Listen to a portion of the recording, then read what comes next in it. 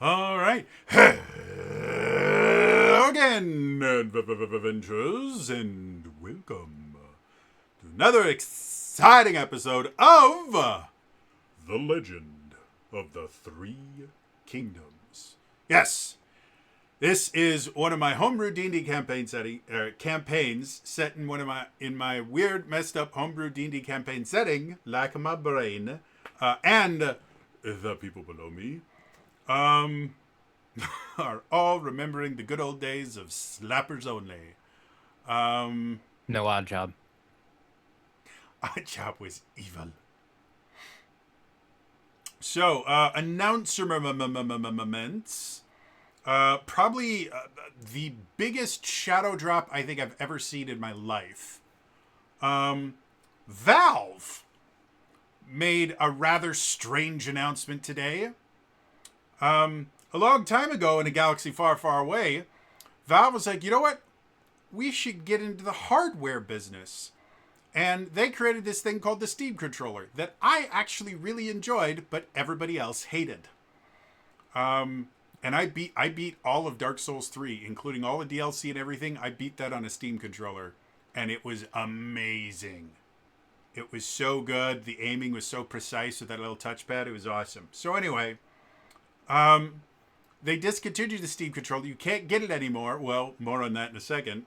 I still have mine. It's right over there in the other part of the basement, but I still have mine, and I think it still works. Today, Valve just drops this trailer for their 3 new hardware things, none of which are a new Steam Deck. The first thing that they showed off was a new Steam controller, which this time, the old one, it replaced the right stick with a circular touchpad that worked really, really well. Like, you could use it for aiming like you would use it like a normal right stick and stuff like that. But you could also use it as a mouse, and it was great. This one has 2 sticks, and then underneath both sticks, it has 2 trackpads so that you can go trackpad and do whatever you want with it, and it looks really cool. And it's got buttons on the back, and it looks amazing. TMR joysticks. Yeah, they have magnetic joysticks and all this cool stuff. It looks really, really good. And then they go, well, you know what you can use it with is the new Steam Cube. It's not called a Steam Cube. It's actually called a Steam Machine. But Steam Cube would have been really funny because it's a box. It's apparently like a 6-inch tall box. Like, it's a tiny little thing. But it's their new gaming PC, effectively. It's just a little mini Steam operation thing. Steam operating system, the thing, but you can plug it into a TV, you can use it as an actual computer if you don't mind running Steam operating system, or you can effectively use it as a Steam console, and it connects with the Steam controller, and then it also connects with the new Steam VR thing that I can't remember what it's called. The Steam frame. Steam Or the Frame, Valve there we frame. go. And yeah, both the Steam Machine and the Steam Frame, you can download things directly onto them. Like, they have hard drives in them. They both have expandable memory that you can use micro SD cards to make them bigger. And they also, like, the Steam Machine can stream to phones and tablets and things like that. Which is really, really fucking cool. Like, everything about this is massively cool. You guys are welcome, by the way. Why? Um, th so I bought a Quest 3 over the weekend. Ah. So that is what unlocked this. Yeah, it's how it works, you know?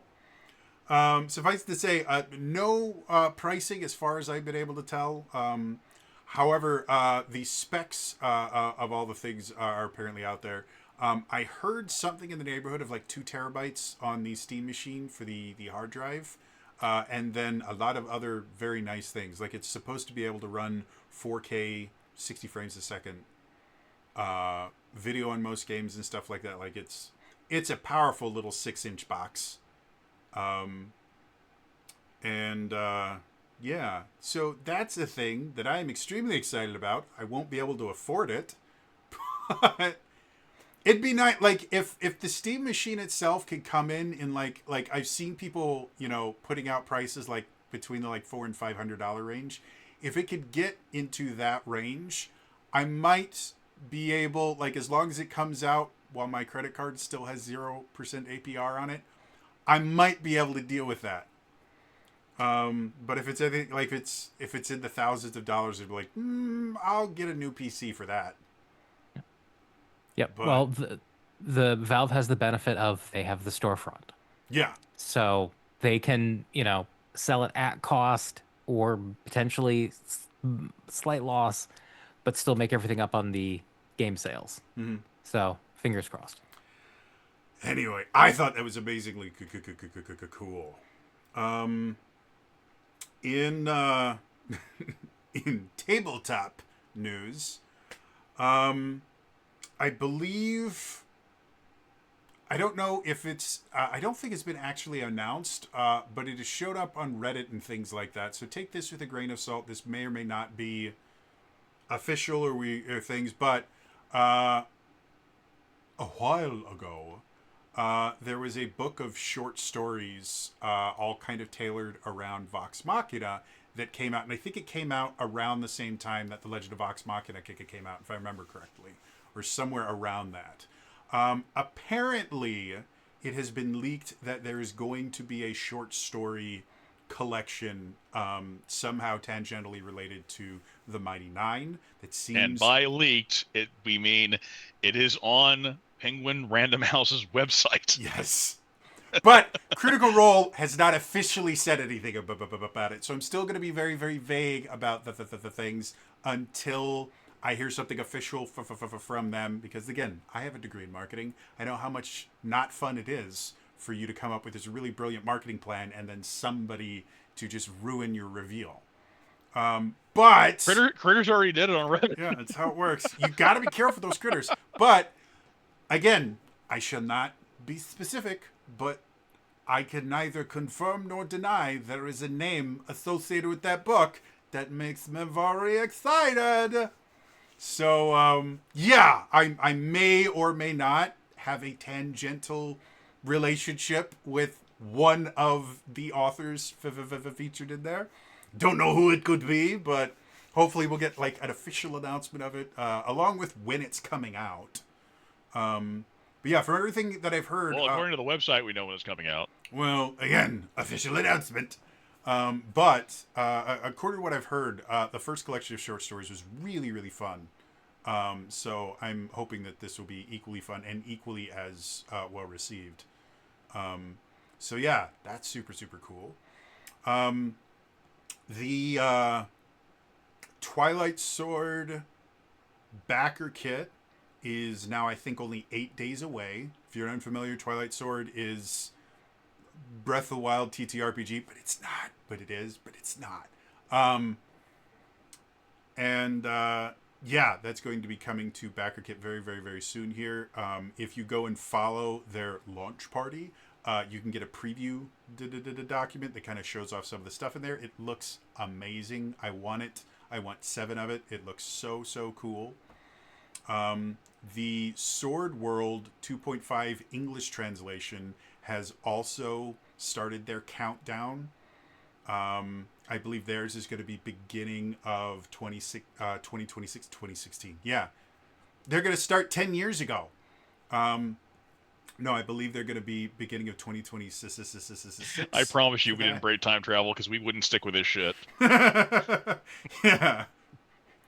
I think the last, 5 or 6 years is the perfect proof that time travel will never exist. Because I can't think of a single person in existence that would go, oh, we've invented time travel. We can go back in time and stop horrible things from happening. I guess we'll just forget about 2020. No, because if we perfect time travel on that level, we will have a lot more people just randomly showing up, just viewing shit, recording shit, even more. There'll be a spike, because we're going to have shit it's not straight up going to be really weird technology being held up and someone going, watch, no, watch this shit. It gets fucking wild. You need to fix the canon event that was the slaying of Harambe, and then everything's fine. Yeah, and then everything gets fixed. The canon event occurred in 2016, and then everything from there, we've been on a certain path of the adventure, and yeah. So, The, the problem is if we fix the timeline, we lose Critical Role in Dimension 20. and in the future, they're just like, that's the price we pay. Yeah. Millions of people I know dead, I know those people well enough to go like, suffering. fuck it, go ahead, fuck it. But we got Jester and Ford's wedding, and I think Let that chaos works reign. So yeah, I'm really excited about that as well. My daily December campaign, I've finally kind of mostly finalized the special rules we're going to need for Dark Sun. I made an entire video talking about that. So that's a thing, and that's becoming closer and closer. We basically have this session today.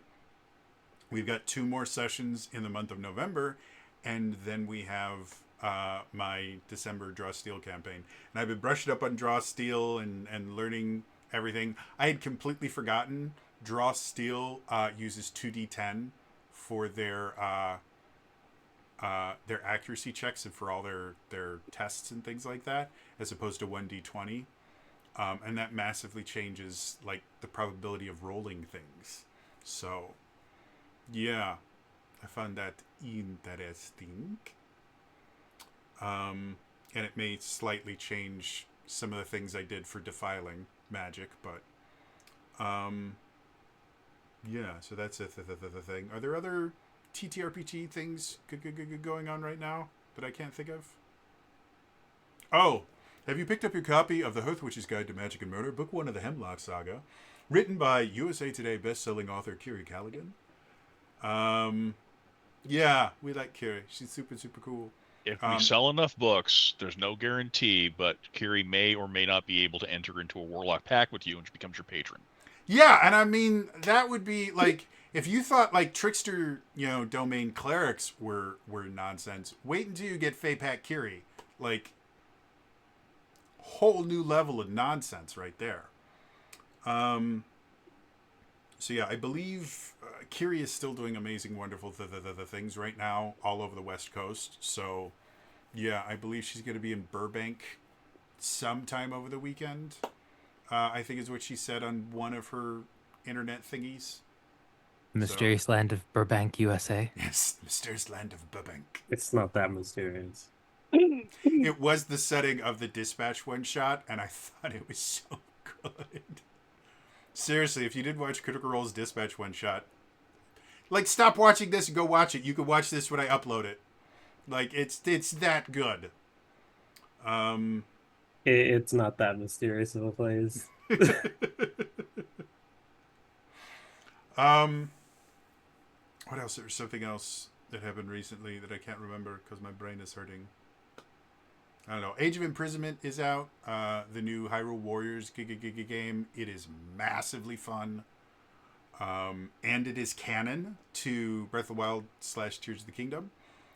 Whereas Age of Calamity, the previous Hyrule Warriors, was technically like a Gaiden side story kind of thing, and none of it was considered canon. So, yeah. And, Rauru, total babe. So, I mean, if nothing else, total babe with amazing, luscious, fluffy curls. So, that's enough reason right there to play the game.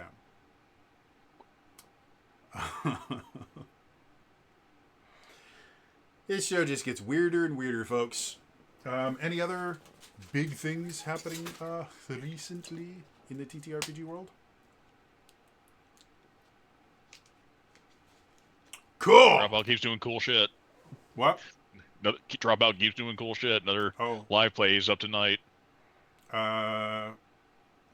What's his name? Sam revealed his first shirt for Critical Yep. Role. It happened to include Brennan's face. It was amazing.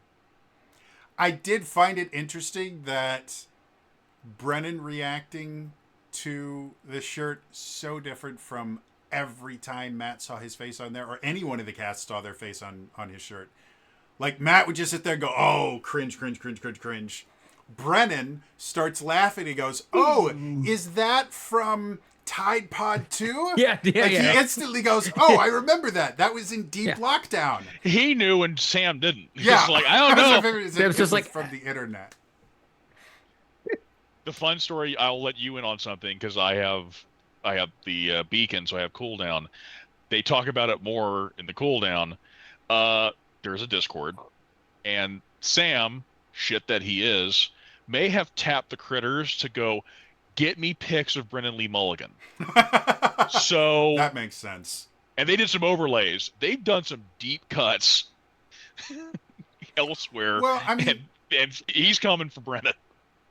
Brennan, like, a lot of people don't realize this. Like, Matt has a prolific history in the entertainment industry, almost none of which involves his face. It's all his voice. He's a prestigious voice actor. And the most you're going to get of his face is he did this thing when he was a young'un called There Will Be Brawl, which was a Super Smash Brothers parody that he put on YouTube. I believe it still exists, but you get to see Babu Matt. Like, that's all it is. Brennan, however, has been everywhere on the internet for a decade. So, like, there's lots of nonsense. I'm sure at some point he will pull up the pic of Brennan on The Weakest Link. Yeah. I can't wait for him to start picking out. Like, I really want him to get something like a Birdemic pic of Whitney, especially with how close their characters are. I think that'd be really funny for him to just like, and there's Whitney. So, yeah. The problem is he's got so many, depending on who's like, because the tables are somewhat solidified, but even Brennan said there's a chance someone might swap. Oh yeah. Even temporarily. So, God knows what he's digging up on anyone else if he is, because right now he's just got Brennan. Mm-hmm. Well, oh, something else. I don't know if I've mentioned it on here. I found this thing. I think it's called like westmarches.org or something like that. What it is, I kid you not, it is just a website where you can create an account and you can create not just a West Marches campaign, but you can have a group map there that you can build out. It's a hex grid map. It is the coolest thing I've ever seen. If I ever run a West Marches campaign, I am 100% using this website because it's just so cool. You can build out this map however you want. Players can post their transcripts of what happened, and they can save all their characters on there. Like, you can use it to literally run a West Marches campaign, and it is such a phenomenally amazing idea that it upsets me that it didn't exist sooner. I made a video about it like months ago on my YouTube channel where I actually went in. I didn't create an account, but I did get to play around with the map maker because you can do that for free. And it was really, really cool. Oh, that's the other tabletop news. Roll20, the lovely platform where we play things, has introduced a new feature for their Pro and Pro Plus subscribers called Map Pins. Basically, you can take handouts and things like that and attach them to pins on the map that the players can like mouse over and get all this information, or they can you can set it up so that when they move their token to it, it will suddenly show up. So this is a brand new way to do things like traps on a map, where the players are just moving their tokens and they eventually get to this thing. Not only will the trap show up with all the information necessary, you can even embed rolling in it. So if there are random things that are supposed to happen because of a player interacting with it, it can all be built into that. So that in and of itself is very, very cool. I believe it requires you to be using the new jump gate system, which is their new version for tabletop. If you create a new game in Roll20, it is automatically jump gate. So you don't have to worry about that. But I thought it was really, really cool. I've been, especially since I made that video kind of talking about all the stuff you could do in Roll20, I've been starting to experiment a little bit more with all the different features built into Roll20 and all the cool stuff you can do. So, yeah. That's super, super cool. And I believe Demiplane has added a new online reader for the D&D books that you can get on Roll20 and all that stuff. So effectively, Demiplane is actually becoming D&D Beyond, but not D&D Beyond, but totally is D&D Beyond. Because now you can even use the online reader, which is one of the things I really like about D&D Beyond. So, yeah. Anyway, I think it is time for us to return to the legend of the Three Kingdoms. Did I just screw something up? Hold on a second. Oh, it's because I changed that. Sorry, I hit the button wrong. Let's try it again. So, now it is time for us to return to the legend of the Three Kingdoms.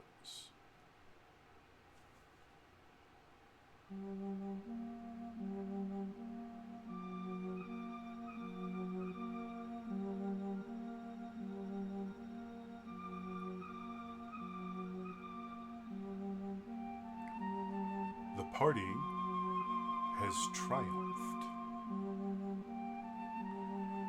The Dark Lord has decided that this world he has created has failed him. He's decided he wants to start over fresh. In order to do that, he must wipe out the current population of Cruciatalia. So the party decided to defend against this extermination war, having rallied various allies to their cause. They sent as many people as they could spare to the various cities to fight off these invasion forces. We first were able to view the invasion and extermination of Klausgate, where the party, through cutting use of explosive houses and a dragon, were able to fend off the war there. Then we moved down to Ebenthorn, where a mummy lord and ghost dragon were able to do relatively significant damage to the party before succumbing to the efforts of the defenders as well. And now we return to find out which city we will view next. So,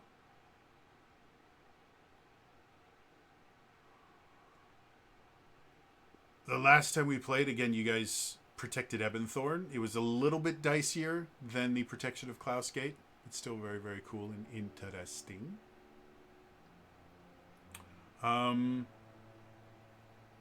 The next decision you guys need to make is going to be what is next? Which city are we going to protect next?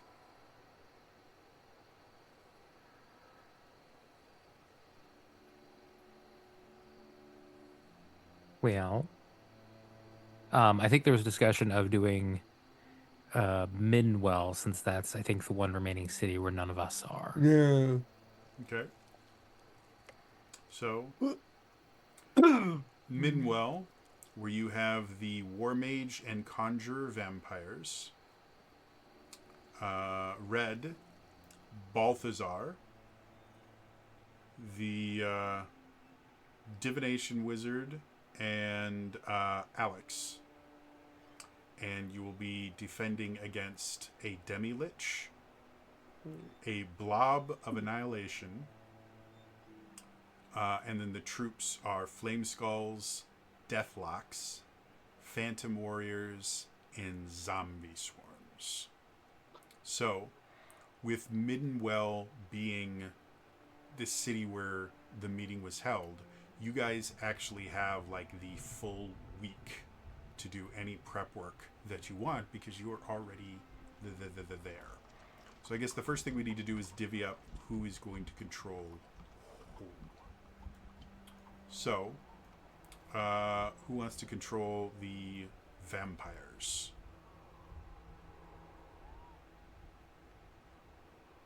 Sure, off and well them. All right.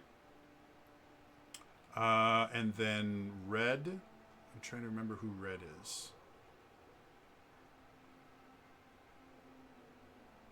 What was it? Oh, red from Scorn. Scormo. Yeah. He was the guy that gave Relwyn the loose was a lips she. potion. Sorry. She was the person that gave Relwyn the loose lips potion. Yep. So, who wants to control red? Yeah, if nobody else wants, Right. I can take him. And then we have Balthazar, who is the cleric to the Dark Lady that formed a connection, I think, with both Liliane and Relwyn. I believe so. So who wants to be Balthazar? I'll play another cleric. Okay. Then we have a divination wizard from Scornmote that you guys had dealt with, whose ability is called I Saw It Differently, so that probably won't backfire on me in any way, shape, or form. Who wants to play the divination wizard?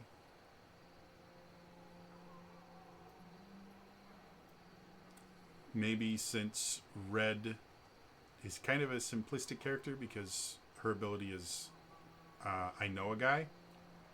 Maybe Vala, you want to play the divination wizard as well? I can do that. And then Alex. Oh, I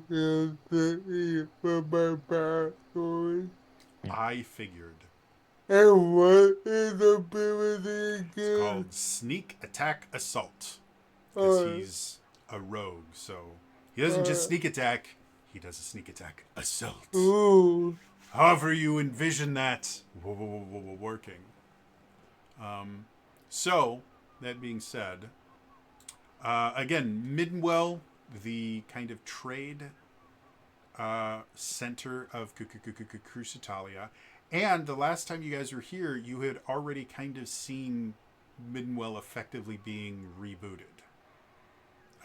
Again, you saw a lot of the townsfolk weren't acting correctly aside from a single shopkeeper, and then as you guys were there longer, you started noticing more people acting more normal. Also, you've been beneath Middenwell and seen the remains of a previous city down there. So, what do you guys want to do?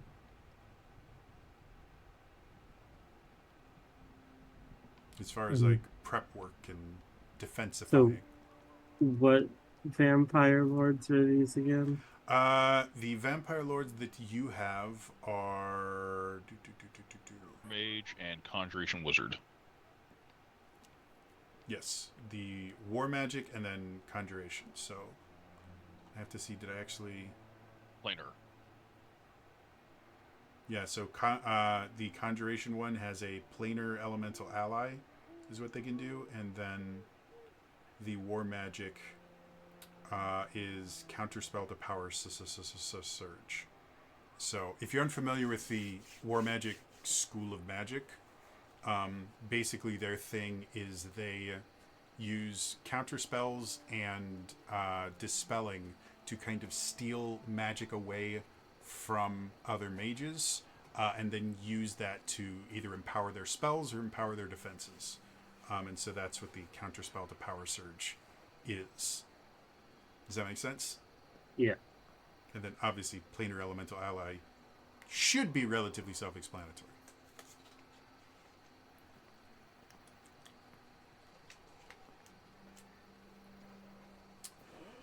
All right. So, again, what you guys want to do?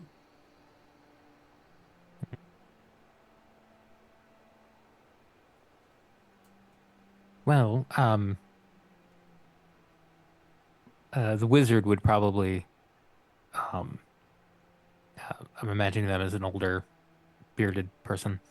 Um, I've heard tales that there's a subterranean chamber underneath this city. I wonder if there's a way we could set a trap for that blob, or maybe many others,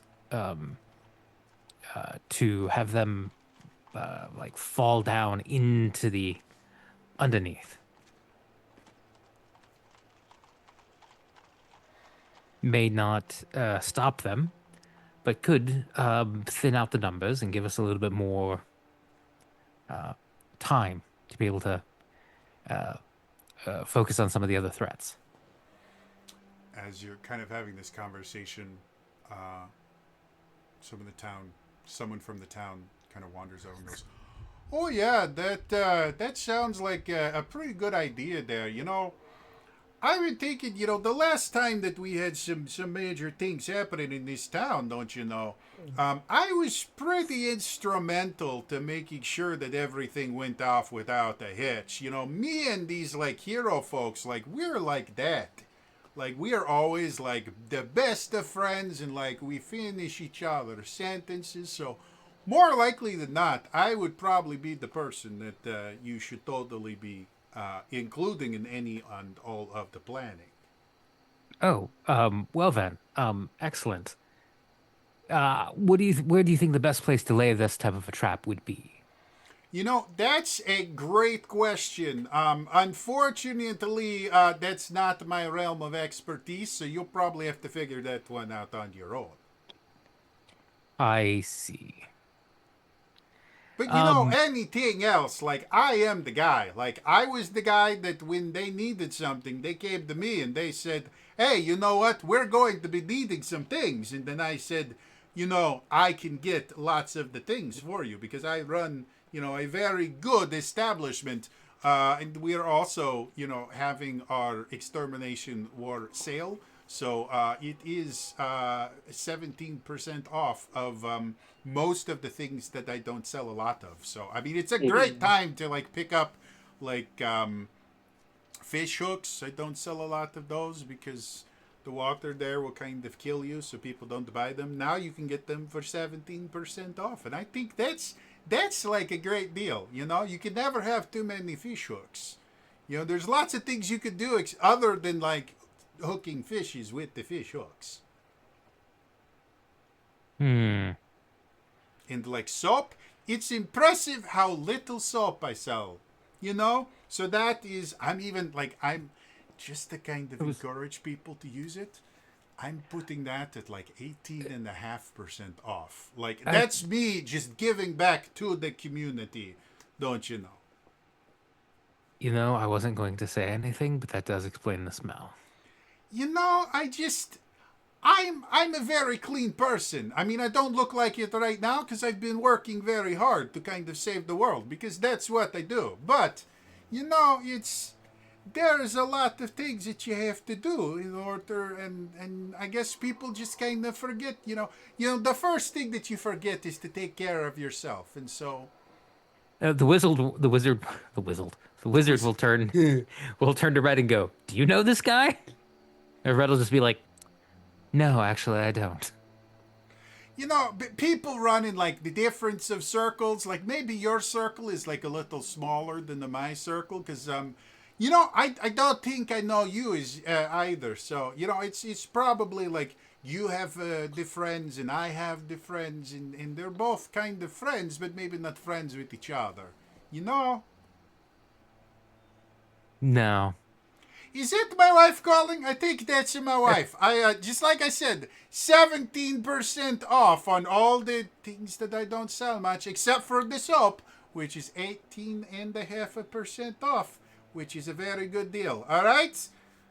And he gets really close, like awkwardly close to the wizard. He's like, by the way, if you're thinking of maybe like starting your own adventuring party with loose lips over there, then maybe we can talk about like a branding deal. Like you talk about how great my store is, and I give you all the soap and fish hooks you could ever want. Just something to think of. Yeah, honey, I'm coming. There's been no one saying anything to him this entire time. Of course, honey, yep, don't worry. These people really wanted to hear about how great this store was and how they could use it to save the world, because that's what I do. I save the world. I would say we could try to have him act as a distraction for the zombies to try to sell them soap. But zombies are attracted to brains, and I think they will avoid him. He will blend in quite nicely. By the way, we also have toast. Okay, that's all. So, So I want to ask Jody, Mm-hmm. what levels of spells do these vampire lords have? So effectively, they're both like master wizards. However, the way that I'm treating it from a mechanical standpoint is they act as a single unit, and the ability that they can use to kind of keep them on par with everything else is either the planar ally or the war magic stuff. Oh, kind I of know, spell. but this is more for prep than anything else. I would treat them as having access to a minimum of level 8 spells. Okay. I'll say level 9 breaks things a little bit too much. But again, these are heads of, like, these people help rule Sanguinius. So So I apologize, but in the center of does town, not make me feel how good. much empty areas in the town square? Um, it it depends on what you mean by empty. The town square here, No buildings. well, the town square here is designed for a lot of carts and things like that. Like, it's designed to kind of to turn into, like, I can't remember the term. A market? Yeah, Farmer's market? Farmers market style thing, where a lot of different groups come in with a cart or something. So the main area of the town is, like, probably easily, I don't know, 300 feet square at least. Perfect. But it's set up in a way to make it very easy to set up a bunch of different carts, and it's normally kind of filled with those. So, not on the first day because the spell lasts a week. Probably in the middle of the week. Could they source me a 500 gold diamond since we have a week? You know what I could find for you? You know, if you look at, like, everybody goes with the diamonds, and yes, of course, the diamonds are forever, as is often said. But I think this is even better. They call it the cubic zirconia, and it is amazing, and I could get you one that looks like it's worth how much was it? The 500 gold? Yeah, totally. I could find that for you, and I could do it for you for like 350. Like, I think that'd work great. No, it needs to be fine. Okay, then I'll be over here. You go waste your money on that fancy looking stuff. I'll be giving everyone else this awesome cubic zirconia, and they'll be very happy with it and not paying an arm and a leg. Yeah, you can get a 500 gold. Okay. Do you need a diamond or diamond dust? Because Diamond. a specific 500 gold diamond, I'll actually make you roll for it. Because even with a week, it would be a little bit difficult. Diamond dust you could find. So if you want to... I rolled a 12 on the die. That's good. All right. So It's basically a pass-fail kind of thing. yeah, so some point middle of the week, not the first day, because again the spell only lasts a week. They're going to cast Mighty Fortress in the market area. Okay. Remind me, Mighty Fortress, I don't have the spell in front of me. I'll copy paste it. The diamond's consumed. It takes a minute to cast, a range of a mile. All right, let's look at this.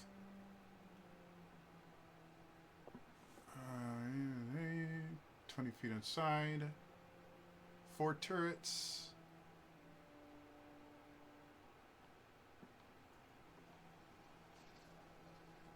Staff of 100 invisible servants. Lovely.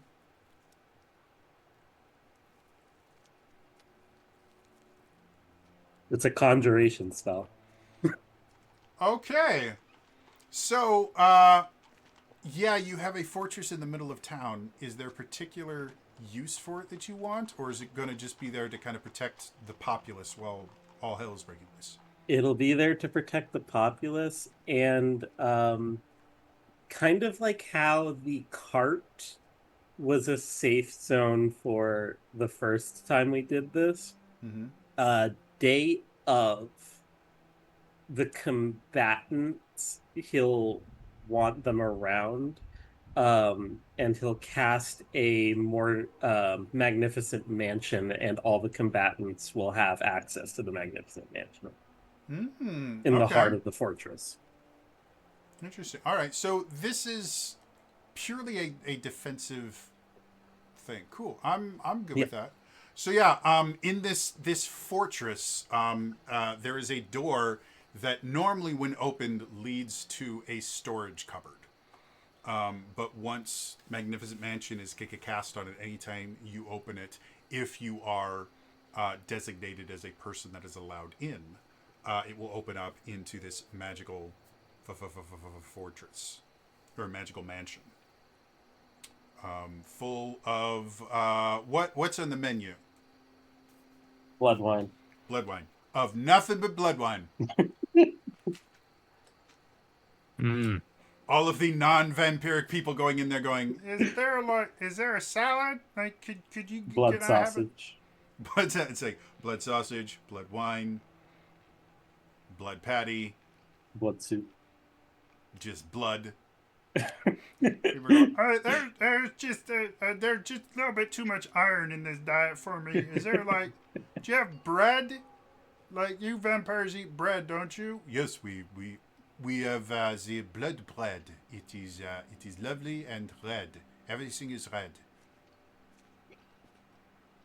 I don't think it's gonna matter if they take down the city. If this is all we got to eat, I think I'd rather just be out there fighting. Do you need beef? We have beef. The cow's still mooing. Oh, this is gonna be lots of fun, folks. All right. So, you guys now have a very, very effective defensive area, literally in the center of town. So that's cool. You did get a couple complaints from the Traders Guild, who's complaining that they can't, they have a contract that specifically states that they are allowed to, you're required to allow them a certain number of slots for guild members during the week, and as long as this castle is up, they can't get their slots. And so you've had 3 different angry letters addressed to you saying that you guys are violating bylaws.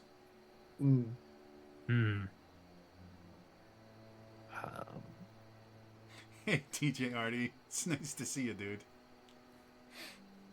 But what the situation? Yeah, you think this is mostly HOA Karen stuff, but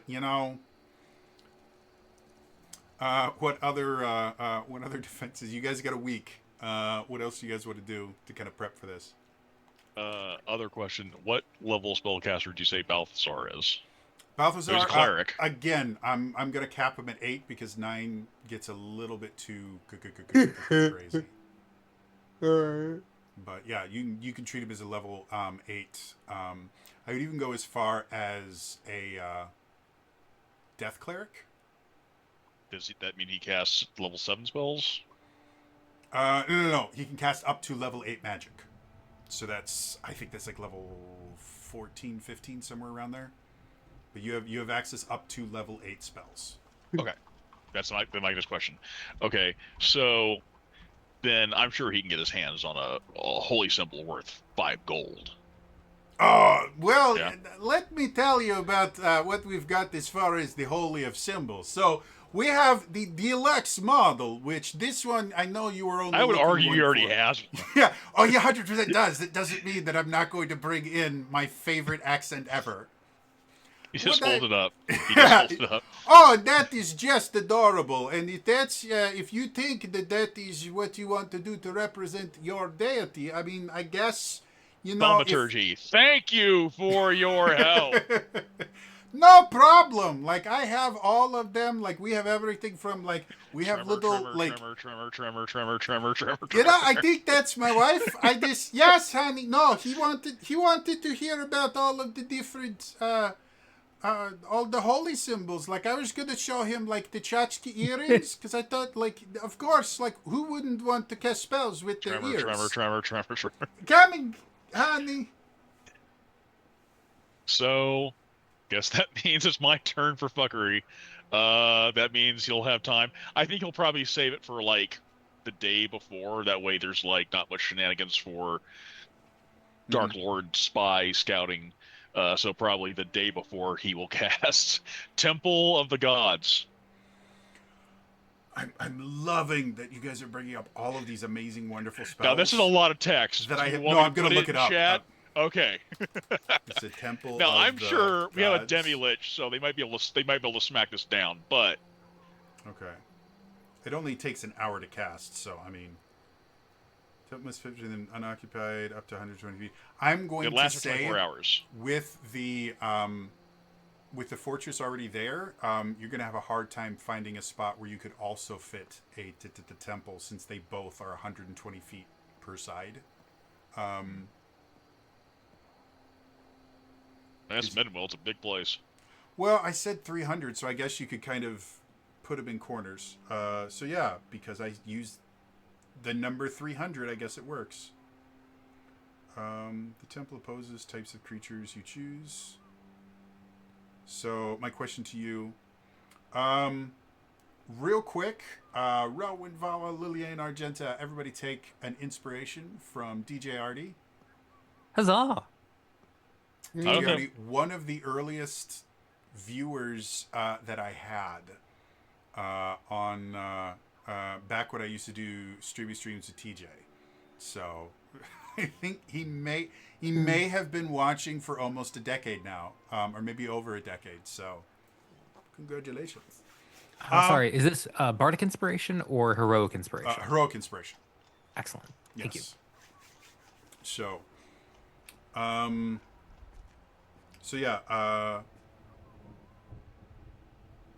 yeah. Choose one or more of the following. Are you just going to do the whole thing, or are you going to choose specific ones? You can do celestials, elementals, fae, fiends, or undead. I have to pull it back up. Lost it. Okay. I think undead, since we're going to be going up with a lot of flame skulls, deathlocks, phantom warriors, zombie swarms. Okay. So my intent is also to like hopefully we can help with whoever's fighting, if anyone can or wants to fight from there, with the understanding that the demi-lich coming in may or may not be able to deal with this specifically. yeah, I mean, But in either case, that means they have to spend resources to get rid of the temple. Mm-hmm. And then basically, mechanically, if an undead creature tries to get in, they have to make a charisma save. On a failure, they just can't get in. And when they do succeed, it's hard for them because They're basically baned. Yeah. On all their attack rolls and stuff like that. So, yeah, that'll be useful if you can convince them to fight you inside the temple. I mean, spells can be shot and blasted outside the temple, I would presume. Mm-hmm. So, any other nonsense levels of prep work? That's not even a level 8 spell. That's a level 7 spell. It's a level 7 spell. Any other prep work you guys want to do? So, the Divination Wizard would like to cast 3 spells. Um, first one, the two of them are just fine, but Yeah. it's in the name. I would like to cast divination. Okay. And what specifically would you like to find out from? So if I remember correctly, that gives you information, doesn't it? Yes, the spell puts me in contact with a god or a god's servant. I get to ask one question about a specific event, goal, or activity that is to occur within 7 days. The DM offers a truthful reply, which may or may not be a short phrase or cryptic rhyme. So the issue is, until you guys find all of the things, the gods have been completely cut off from Yeah. this world. So if you attempt to cast divination, I'm going to say that the spell just fails. Because again, the gods literally cannot interact with this demiplane in any way, shape, or form, and so you couldn't get a message from them. Choose even or It does. odd. It does also say God's servants. So There aren't any in here, but Okay. there is something kind of hinky. So choose even or odd. I'm gonna go odd. Okay. Yeah, unfortunately, the spell just fails when you attempt to cast it. All right. It was a good idea, but no. My other thought, if all of you are amiable to this, day of I can cast Rary's telepathic bond, which will allow up to 8 of us to be psychically linked to each other, so we can communicate thought to thought. So comms. Yes. Do you want to join my Discord server? Cool. All right. So you guys will Wizard have. cast Slack. You guys remember TeamSpeak? That used Yeah. to be thing. Ventrilo. Yes. Trello. Hop on vent, everyone. Oh, that's. So that we just have to be within 30 feet of each other, and then that'll last for about an hour. Okay. And that's only 5th level. And then I don't know that this will be very helpful, but Arcane Eye, which lets Okay. me Yeah. create an invulnerable eye within range, so like 30 feet. So I could go to the top of the temple or fortress, cast this, put an eye in the sky, and then I can basically this divination wizard could be Hawkeye pointing out where the swarms are, where the That's people really are, cool. and then communicate that out to everybody. I was going to make a Um, really bad joke about you bringing your drone with you. But no, that's a really, really cool the thing. So, How tall is your temple for Balthazar? I don't think it specifically does it. Here, let me look again.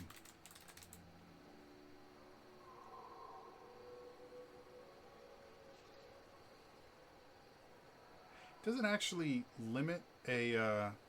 It just says it has to be 120 feet on each side. So how tall would you want your temple to be, Balthazar? I would say it's below the city, the highest points, because I definitely don't want to like give it away. Are you sure? Again, a demi-lich. I'm not putting it above a demi-lich to have disintegrate. Yeah, I mean the second to last sentence in the spell description is a disintegrate spell destroys the temple instantly. So Yeah, that's the only way you can take out Temple of the Gods. Yeah. Disintegrate. So maybe putting Alright. a giant flag on it. So you want to say, because again, Middenwell, it's a trade city, so it's not built very tall. To be perfectly honest, probably the tallest building is the tavern, which maybe is like 30, 40 feet tall, because it has multiple levels and things like that. Yeah. So you want it basically just be kind of like a 2-story, bed and breakfast temple. There's a cute little, half elven couple that when you come in, it's like, oh, it's so great to see you. Yeah.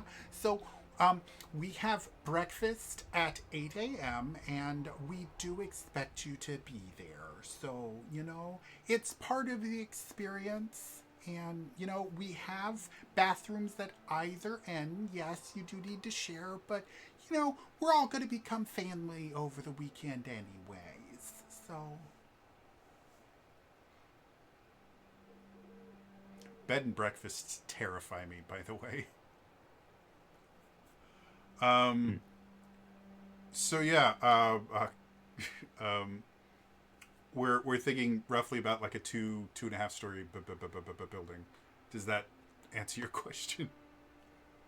Yeah, that does answer my question.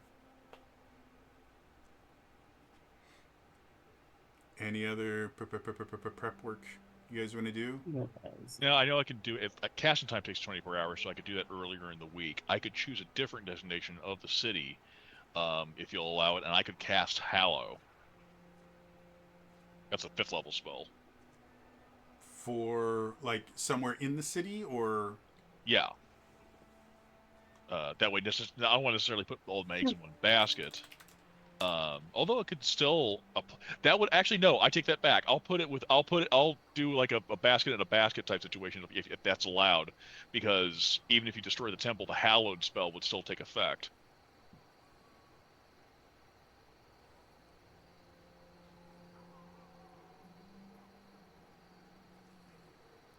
And if that happens, I would make it energy vulnerability. Or no, I'm sorry, I would make it protection, sorry. okay. So you still would need to choose the damage type. No, sorry, energy protection. So I would necrotic. Necrotic. Okay, cool. Yeah. So if you want the temple to have the hallow spell as well, you could do that. If you want to place it somewhere else in the city, like you could put it underneath the fortress. So I'm saying since it's an area, so I'm presuming, let's say hypothetically they disintegrate the temple, the hallowed would still hold, right? Yeah, and it's 120 foot radius or 120 foot diameter, so it technically would exist under most of the temple. Technically, I mean, it would be the temple would be.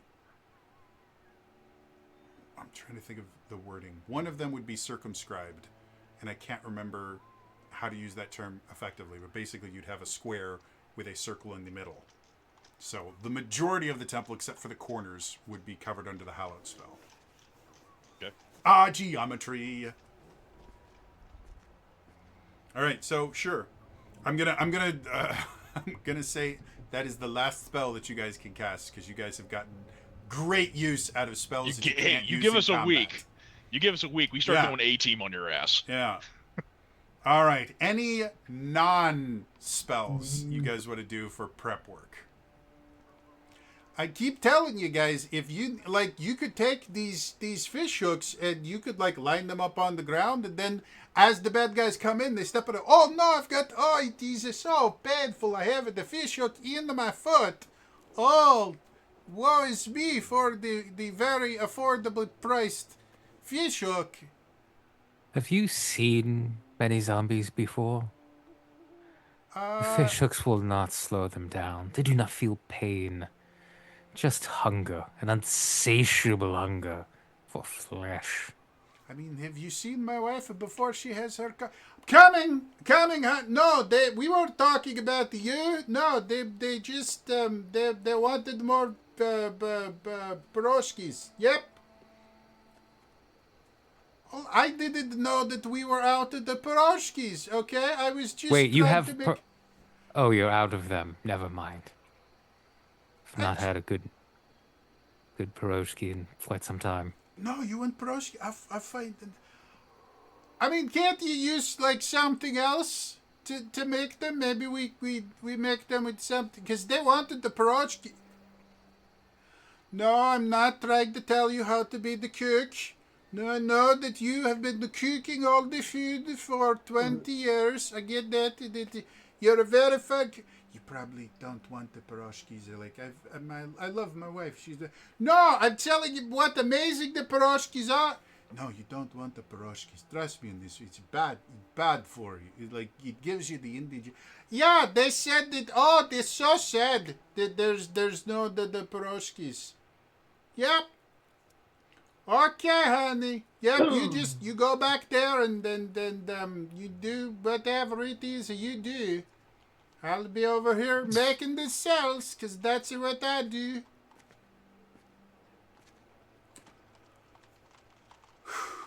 Okay then.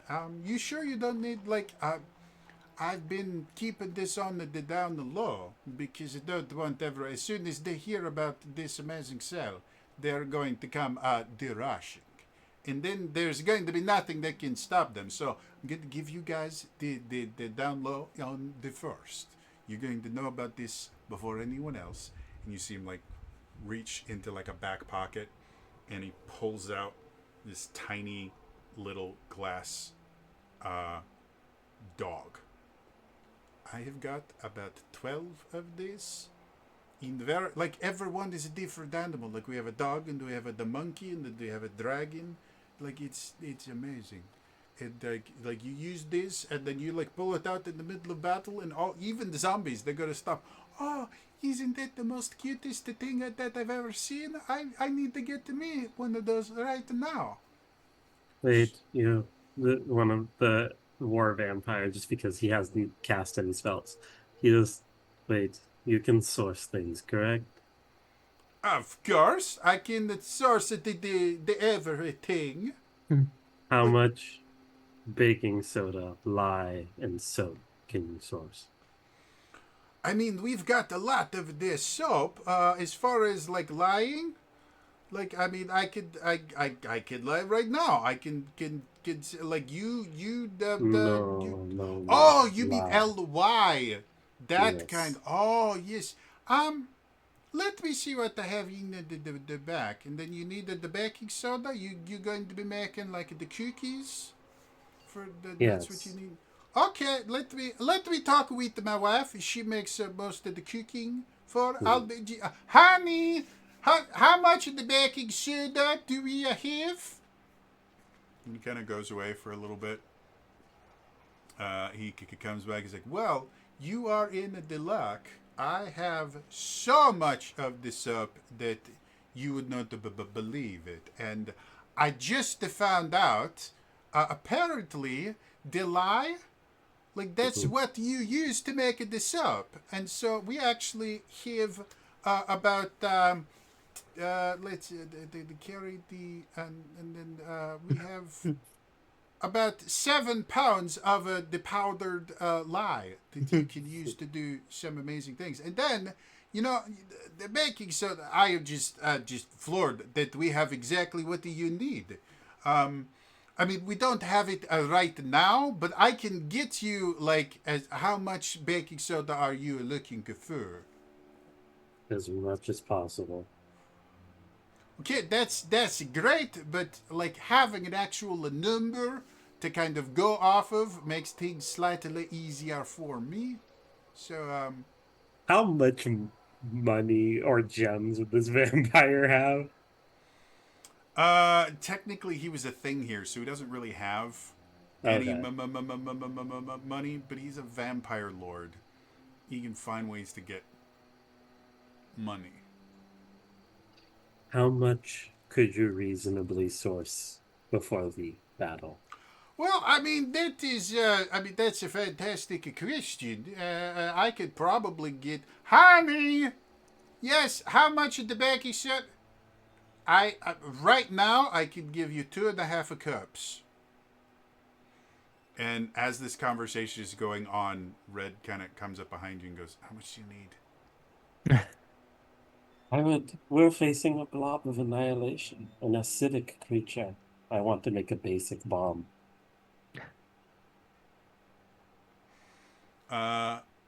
Red, if you're willing to use up one of your I know a guys before the battle even starts, I'll give you enough to make, let's say, 4 basic bombs. I think that's a good use of that talent. So, Yeah. You're able to kind of construct 4 basic bitches is what they're calling it, what the kids are calling it these days. We're going to make that blob water.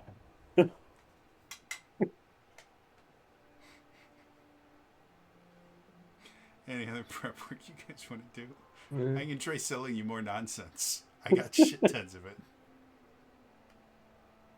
Yeah, have you seen this one? This knife. This is such a bad. No, not that one. That's a bad knife. But this one.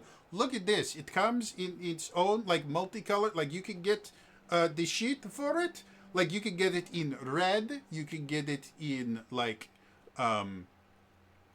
scarlet. You can get it in like fire engine red. I don't even know what the fire engine is, but you can get it in that color. And then watch this. I take the knife, and you see this is just a rock that I totally picked up from the ground, and it's not the special rock in any way, shape, or form. Look at this. I cut the gut.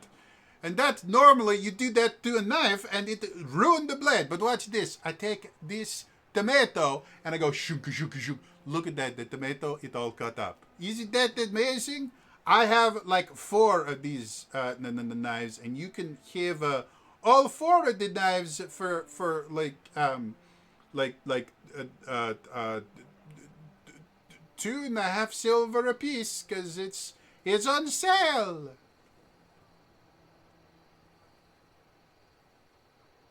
Red will just pull out a gold coin and be like, "Here's a gold to go away." I can do that too. That's honey, we made the gold today. We're doing good. And he walks away.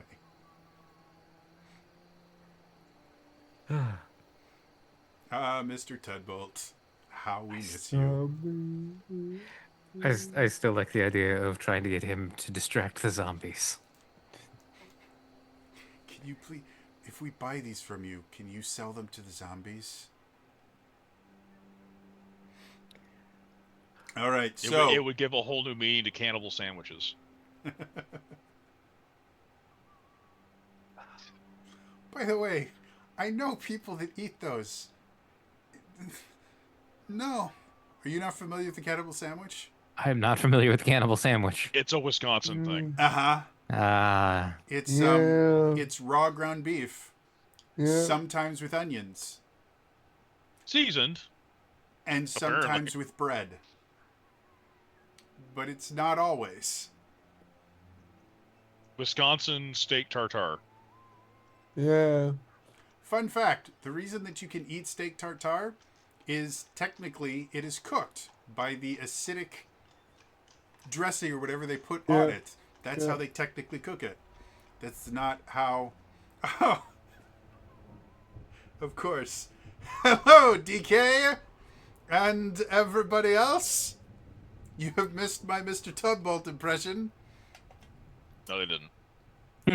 So then, what we were going to do is, I have these fish hooks that they could buy. Yeah. Any other prep work? You guys are getting here at the perfect time because we're about to actually start this war. So, any other prep work? People are begging whatsoever? for death at this point. They are not begging for the death. I'm just telling you that people are very happy with my general store because I have all of the goods that you need. And like I said before, I have 12 of these little glass figures. I really think you are undervaluing how good these figures actually are because you use them to do lots of different things, you know. Hmm. Are they the baby? Trying to go. Does that cost more money? Then 100%. That's what they are. They No, were no, my those are- babies. Like I made them myself. No, after I I bought them from someone else.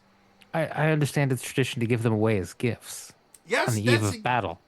That's exactly what it is. They're good luck. So and with you. Oh, so you're gonna give those to us for free? That is so generous of you. You are so kind. It's only good luck if you buy them first, and then you go and give them. But to you all you of the bought them troop. from someone. You were supposed to be the giver. But That is so kind of you. And Red will just go and take some of them He's just and he's start sitting handing there them out to just people. watching you take his little tchotchkes. No, I wanted to help with the defense of the everything here. That's exactly what that I was hoping for. You're so kind and generous. That's me. What? No, And I here I didn't thought just you give were them trying away. to Here I thought you were trying to profiteer from the imminent demise and war that was going to be coming upon this town. Of course, I would have never Of course, did you that. would That was never I was absolutely given the try to sale. be a capitalist during during imminent destruction. No, of course I wasn't to do that. That would be completely unethical. That's why I was cutting down the prices, and now I'm giving away these things that I was going to sell for free, because that's what you do. No, honey, no, I'm not giving away free. It's a tax write-off. Yeah, we did. It's less blood that we have to pay to the Dark Lord. So I mean, I mean, let's be honest here. Like you don't need to be having any more of your blood taken. You're already Good kind of a news. bloodsucker. Good news. There will be no more blood taxes, See, regardless that's of even the better. outcome. So, like, No. whoever we pay taxes to next, this is totally a tax write-off. That's what it's here for. That's coming, honey. And he leaves. You think probably for the last time now. So, any other prep work before we get this nonsense started? I Did we agree to no blood taxes? No. But I think we can instead pay people to hang around and we can feed them what we want with the blood. All right. Change in structure, that's fine. So, I think Alice was trying to make some mama's house. okay, sure. That's super simple. You can probably get, let's say you have 6 of them. Because surprisingly enough, there's a lot of alcohol in Middenwell. And the good stuff burns remarkably well. Basically, I think you just need hard liquor just in general, because anything higher, I think it's like what? It's like 40 or 60 proof, and it burns pretty damn well. This fuel in general could be pretty much anything that'll burn. Yeah. Well, surprisingly enough, this agrarian society has not quite gotten their hands on gasoline. No, they could, Blood De- vodka, source from the depending how Bible. agrarian they are, they might have moonshine. Yeah, moonshine you guys can find. Blood vodka. Sure. If that's where you want to go, that's fine. Yeah. At that point, it's like 2% Blood vodka. blood. Blood vodka makes you think there's a possibility of blood potatoes. I wouldn't put it past. I mean, these are people that have been running the same country for like a millennia. Like, You take the blood that you don't want to drink, you water it down, and you pour it on the potatoes. It's easy. Quick to be blood wine. Why not play for yeah, I mean, I've never quite understood the process of fermenting blood into wine, but it sounds unsanitary. It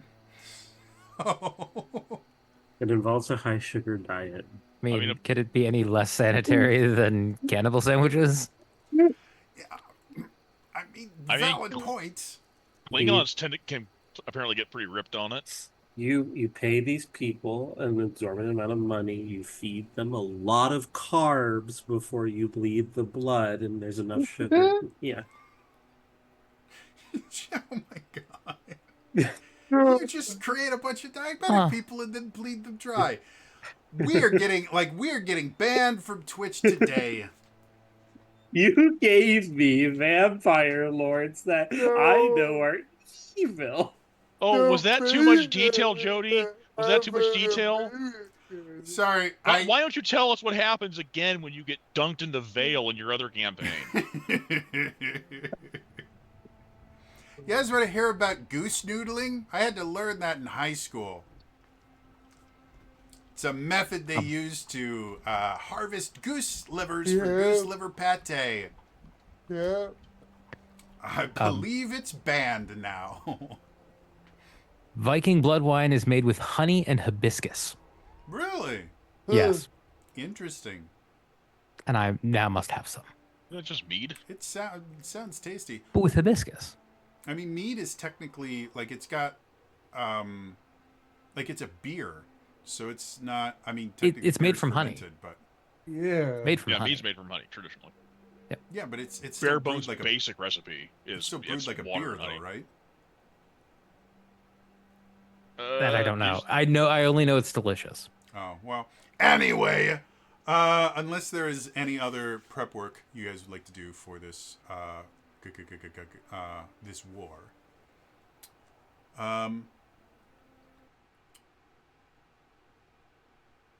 the day of the extermination comes. The two fortresses that have been set up, the temple and the actual fortress, have been filled with effectively all the non-combatants. The city itself has been emptied as much as possible. As the combatants ready themselves, you suddenly see on the horizon this bright light appear in the sky and slowly start moving down, leaving this trail of light behind it. As it reaches the ground, reality cracks, and you see this massive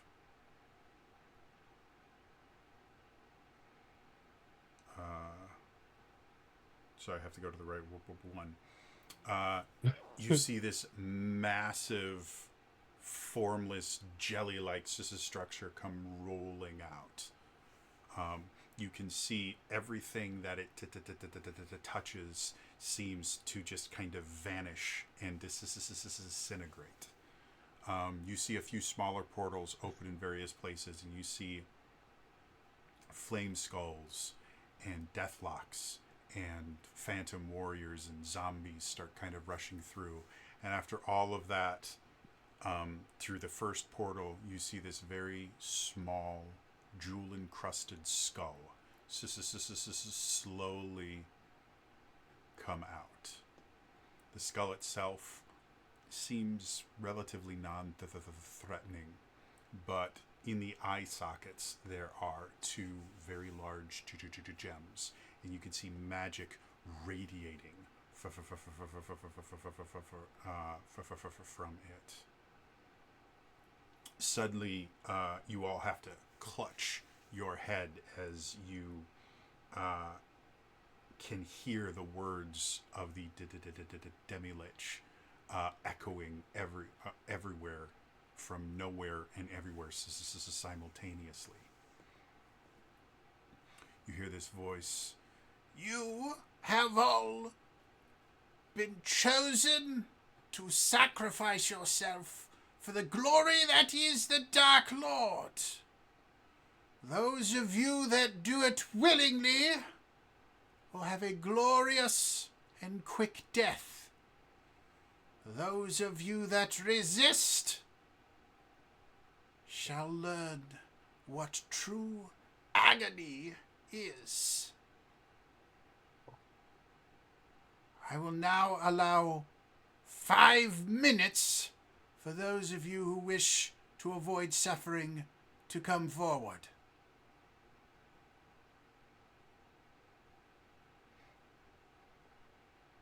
As the echo of this voice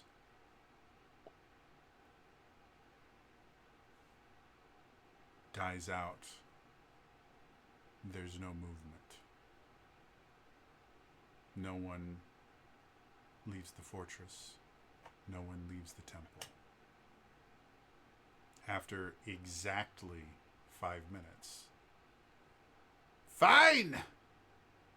Then you shall all feel more pain and agony than you ever thought possible. I shall extract every bit of suffering from your bodies I can, and by the end of this night, you will be begging for the sweet release of death. Go, my minions! And all of the troops start rushing forward. Let's start off with an initiative roll. See if you guys get the jump on them, or they get the jump on you. To make things easier, I can't remember if we've done this before, but I'll just take whoever has the highest for an initiative roll. And it'll just be a flat D20 roll, because I don't want to figure out who has the highest dexterity of your NPCs.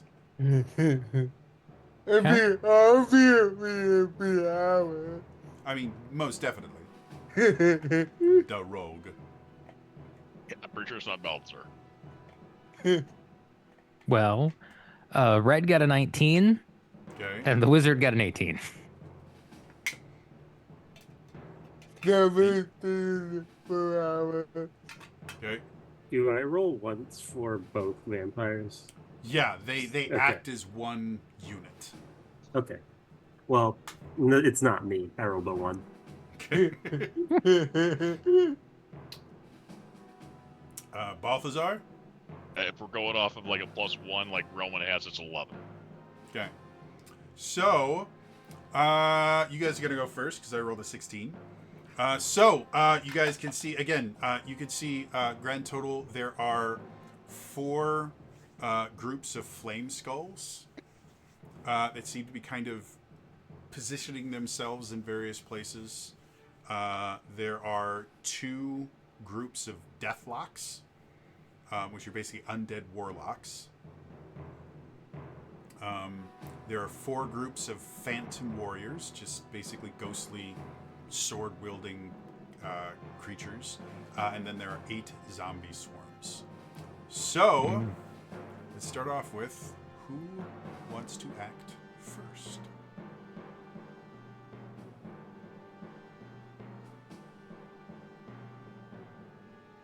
Please don't everyone talk at once. It gets so confusing. Yes. I guess I'll go first. Okay. So, Oh, no, continue. go for it. I was just going to say, so what do you want to do?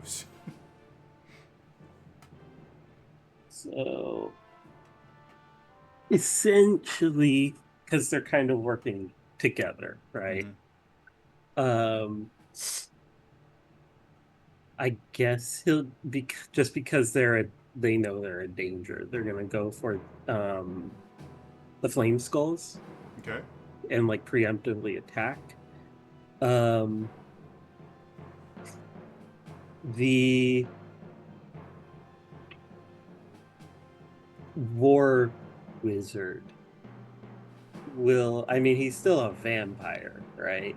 Yes. So he will, I'm just making, because I'm keeping the theme, making sure that this is an abjuration spell.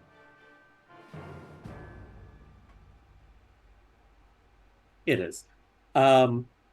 To avoid being fireballed, will anti-magic field himself. And this is just thematic. The conjuration wizard will summon some conjure minor elementals, and they're essentially just going to wade into the swarm, going for melee. Okay. I'm going to say, just from a mechanic standpoint, you can either be defensive with the anti-magic field or offensive with the elementals, since, again, technically they count as one unit. I was just making like a thematic thing with both of them, that's all. Mm-hmm. I'm just going to, if you can either attack or defend, which one would you like to do? Let's attack. Attack. Cool. All right. So DC 11 to attack the flame skulls. Water elementals. I'll say that's advantageous pair up. So that's a plus 2. And I'll give you a +1 for battle tactics. So that's a +3 total for your check. See what you got. Dirty 20. Dirty 20, not bad at all. So, as the conjurer kind of comes forward, you see him start invoking. I'm going to look at the conjuration. Yeah.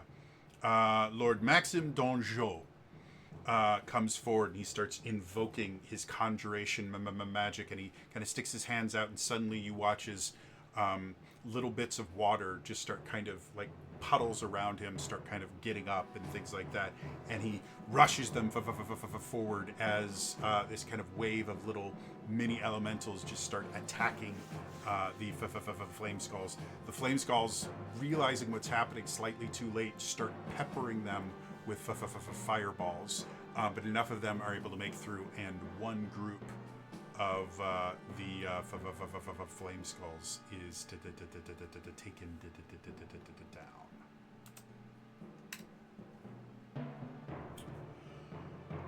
After that, the Deathlocks are seeing that happening, are going to come forward, and they start casting this spell towards the vampires, and suddenly the area around you starts growing dark, and you start seeing things moving in the darkness that you can't quite tell.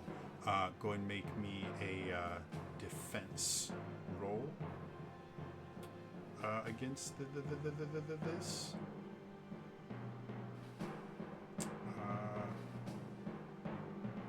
Yeah, I'm just gonna say a flat roll against them, DC 11. Unless you have something clever for defending. There's a war mage here, right? Yes, there is a war mage. Cool. If I fail, there will be something. Gotcha. And I will say, if you wanted to do the counter spell power surge, that's the thing. If you wanted to use one of your abilities, because you have, again, a total of 2 uses for the battle. If you wanted to use one of those, you could do that with this, because it is a spell they're casting. Sure, because I don't know when it'll happen. I'll do that. Okay.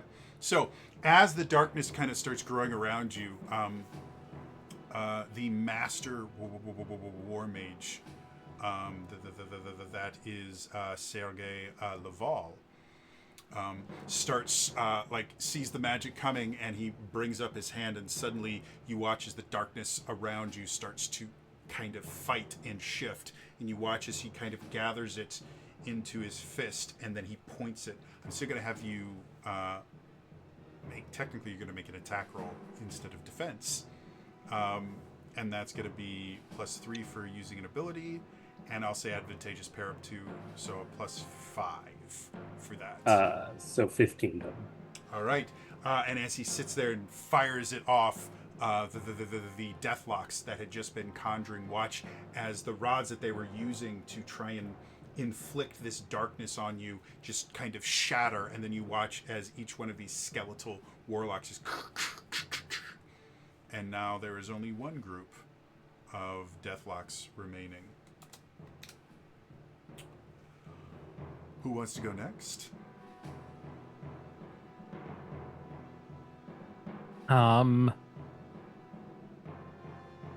It's probably a bad idea, but I think the wizard is going to go. All right. And what does he want to do? He is going to pull out a sword. Okay. And attempt to take out the last group of Deathlocks. Okay. And he's going to cast True Strike on the sword. All right. I'm going to say this is going to be a bit of a disadvantageous matchup, so it's going to be a -2. Depending on what level this wizard is, it also adds radiant damage to the strike. Okay. I'm still going to say the pair up is not particularly great, but I will give you a +3 for the battle tactics. Okay. So that brings it to just a flat +1. Okay. Go for it. As you guys watch this divination wizard, who we have already established is this old dude with a beard, goes full on Gandalf. Shing! Goes charging in, and 15 on the attack. And as he runs into these Deathlocks who are staying well outside of the city, seeing all of the defense work you guys have put up. They're like, no, we're not going in. They just see this lone old wizard coming towards them with a sword, and they all just kind of giggle to each other and start conjuring Eldritch Blast. And as the first one starts coming towards the wizard, he moves his blade and deflects it. And instantly, the Deathlocks realize, oh, this isn't what we were expecting. And they start just peppering as many Eldritch Blasts as they can, most of them missing due to the panic. The few that get close to hitting their mark are deflected with whatever magic blade this wizard has conjured. And as he gets close, it starts glowing with radiant energy, and he plunges it into the first Deathlock. Another one comes over and attempts to hit him with a vampiric touch. He slices the hand off. Another one comes over and actually conjures a shadow blade to try and impale him upon it. He parries the shadow blade, decapitates the undead Deathlock, and at the end, the divination wizard is standing amongst a pile of bones with the necromantic energy that had animated these things radiating off of them into nothingness. And that finishes off the Deathlocks. Glad I added them.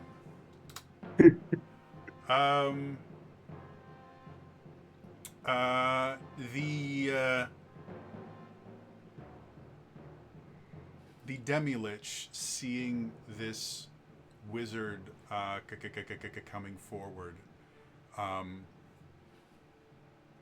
looks at you, and suddenly you see this kind of pale greenish yellow beam come shooting directly at you, and I need a defensive roll. It's going to be base DC 14, and I am going to give the disadvantageous pair up again, because Demi-Lich versus Divination is not the greatest pair up. I mean, so before I roll this, he has that special ability. I saw that going differently. Effectively, it's a reaction you can use. Something happens, and it's not just your rolls. Just something happens that you're not proud of. I saw that going differently, and you give a free reroll. Okay. So you don't have to choose it before. You can choose it after you see what happens. So -2 to the roll, DC 14 or 15. Sorry. And disadvantage. Okay, so I got 0. Not disadvantage. Just a -2. Okay. Yeah. All right, I'm gonna re-roll then. Yeah. Or Go ahead. That's fine. Okay, so 17. 17. Not bad. So you rolled a 19? I rolled a 19. Not bad. So this beam of light comes arcing towards you. And you guys don't know where he's getting this, but you suddenly start hearing out of like nowhere, I am the servant of the sacred fire. You have no power here, flame of voodoo. And as the beam strikes him, he plants his staff in the ground, and suddenly there's this energy barrier that deflects it. And seemingly, he is fine. Brings it back to you guys. Who wants to go next? You still got, what, Red, Balthazar, and Alex? Yep. I'll go with no one else. Stop that a bit. And the zombie come in. I will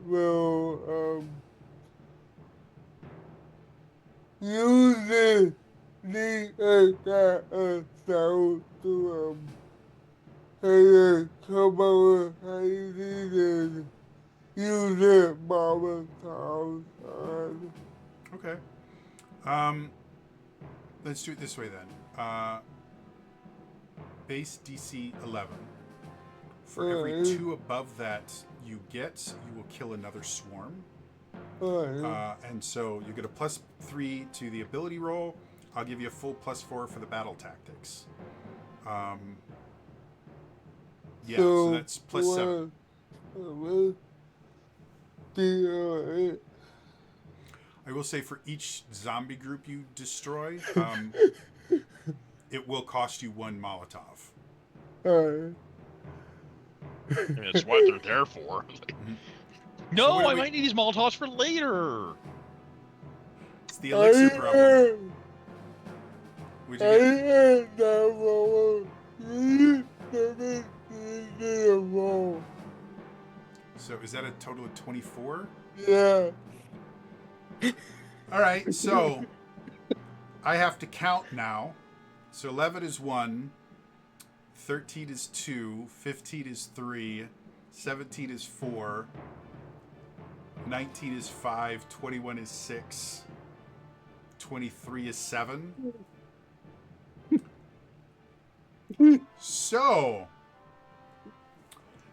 Alex, seeing the zombies start to kind of come through this city, they are heading directly for the fortress, seeing as they seem to be vehemently, against going anywhere near the temple. They're very, very against that. And so as they start kind of coming near the fortress itself, Alex kind of gets a surge of energy and starts moving very quickly, just going behind and like hamstringing zombie after zombie after zombie. And after enough of them are there and are kind of trapped in place, he goes, "Cheers!" and just starts lobbing all 6 Molotov cocktails. Doing juggling with like Molotov cocktails. Lights one off his back. Bowling Like he just pins. has a torch that's just sitting on his back, and so he's just juggling, lights one. And yeah, 7 of the 8 swarms are incinerated in front of the fortress. When did we jump into Project Zomboid? I don't know. I wasn't, because I'm sitting there, it's like, oh, it's zombie swarms. Yeah, we should probably do something, because it swarms, and nobody wasn't expecting that.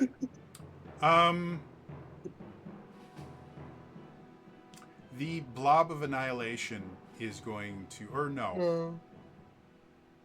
Yep, the blob of annihilation is going to start coming into this city, and as it starts rolling over a few of the buildings on the outskirts, they don't burst into flame or anything like that. They just, anything that touches the blob simply stops existing.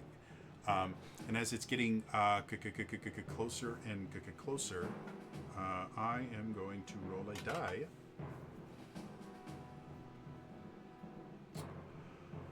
The 2 vampires are closest to it when it actually gets to a populated area.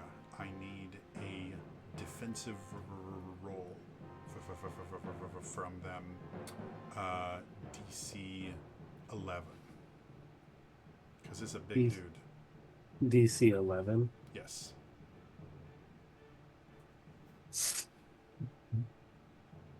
Question: while that's being figured, does Dark Lady's rebuke help in this from Balthazar? It's a fantastic question. It says 4 damage, but I didn't know if it was like as a Effectively, reaction, like Hellish Rebuke, or is it like you call it? yeah, before Dark it Lady's happens? Rebuke is basically just him channeling the power of the Dark Lady to do some kind of damage. So it's an offensive cleric spell. However you want to visualize that is up to you. But that's what it's designed to be, is he's the offensive cleric and Lillian's father is the defensive cleric. Does that make sense? Okay. So yeah, I would say, I mean, if you want to come up with a way that it could be useful in here, again, you'd have to come up with a reason why an attack spell would stop a giant blob of annihilation, or make it easier for the vampire lords to avoid getting crushed by it. Okay. I just want to know if it was like a Hellish Rebuke reaction, or if it was like a thing I had. Oh to no, an it's an active thing that you do. action. Okay. Okay. Yeah. So anyway, back to the vampire lords. In just because like they are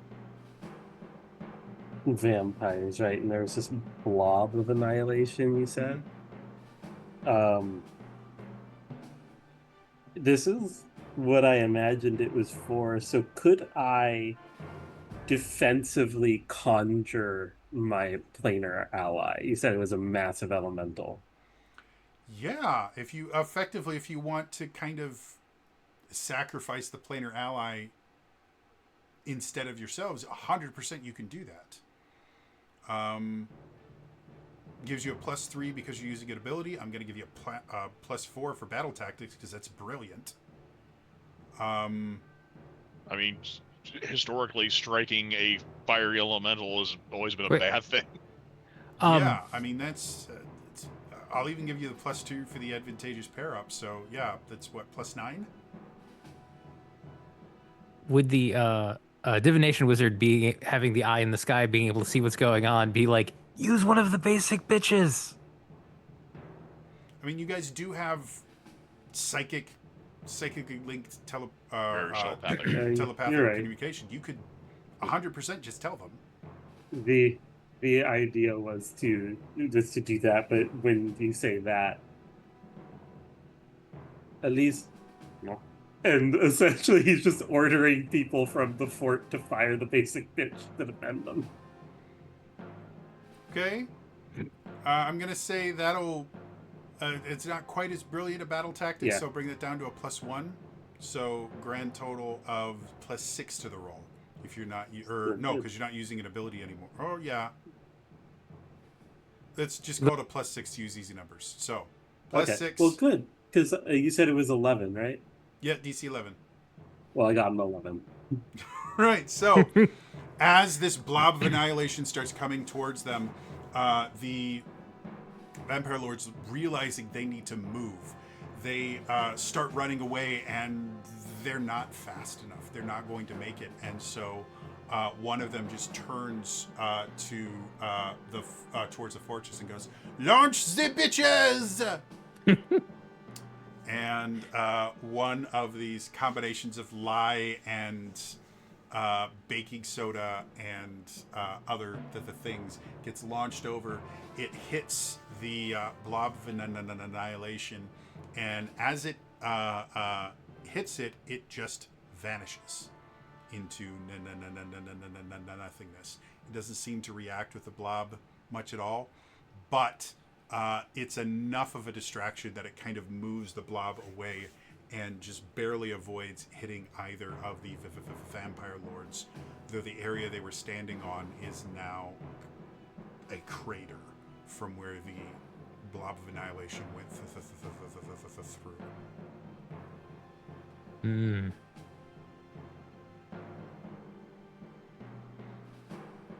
So,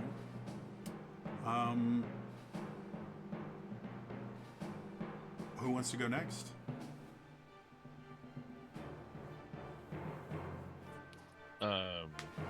So how much has the blob of annihilation been hurt? Hasn't been hurt at all. Oh, no, okay. Yeah, that was technically a defensive roll, so it's not designed to do damage. Oh, okay. Hmm.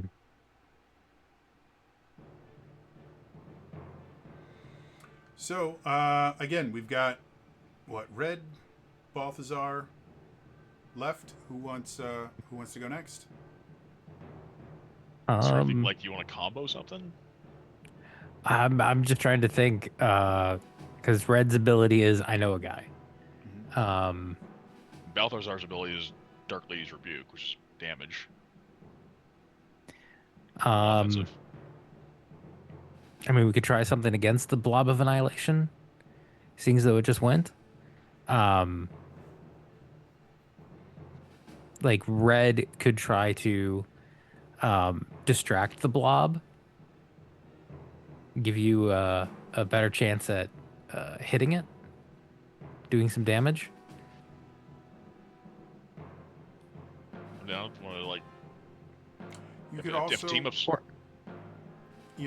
I know a guy basically means that you can get something advantageous. So if you wanted to get something that would amplify the effect of a spell, like if he rained down fire, maybe you were able to find someone that could get you oil. Or if they were going to cast, lightning, maybe you're able to spray it with water or something. That's kind of the idea behind I know a guy. So Okay. What type of damage uh does your spell do? Your attack? Well, mine's Dark Lady's Rebuke, so I didn't know if I'm guessing it could be Radiant or Fire or. It's just meant to be. This is an offensive cleric spell. Yeah. Right. It was a nifty name to use for it. Say Guiding Bolt. Just Um, offensive. right. So I'm wondering if we try another one of those bitches.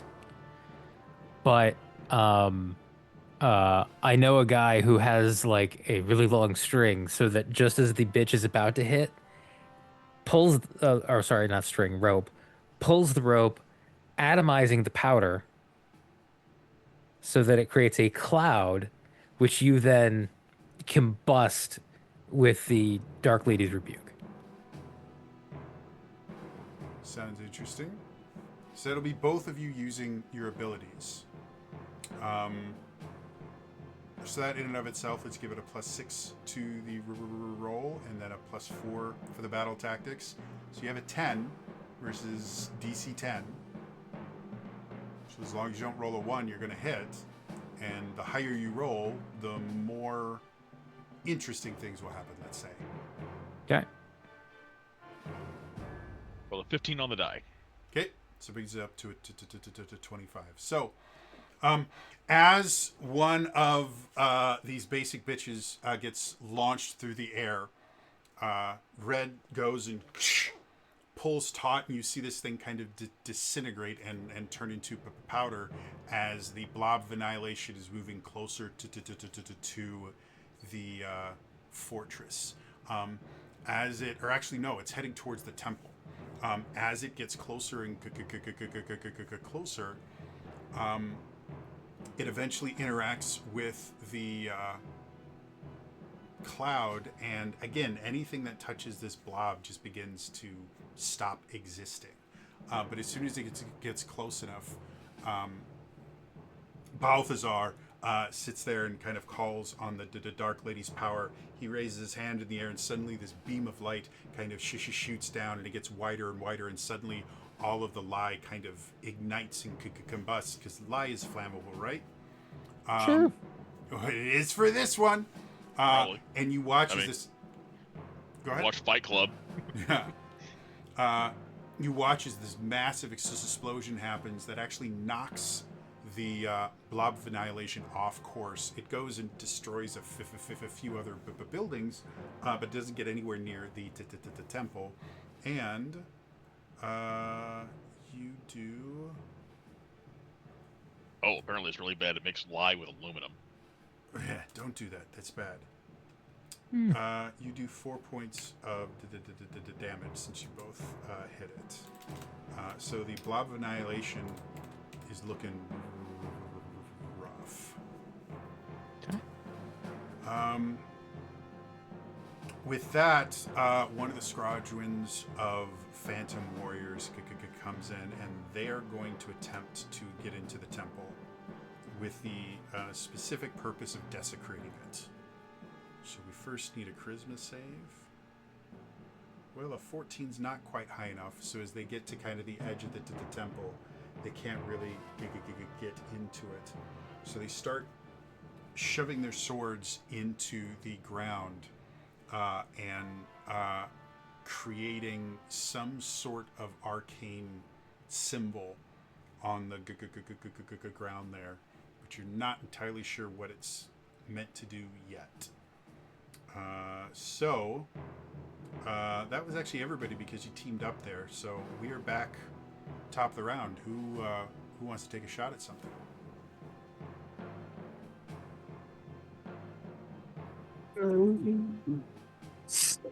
I mean, I would suggest it. Like, we have that blob of annihilation on the ropes. It's got 1 hit point left. Yeah. Yeah. I mean, it is massive, right? Like 30 foot high.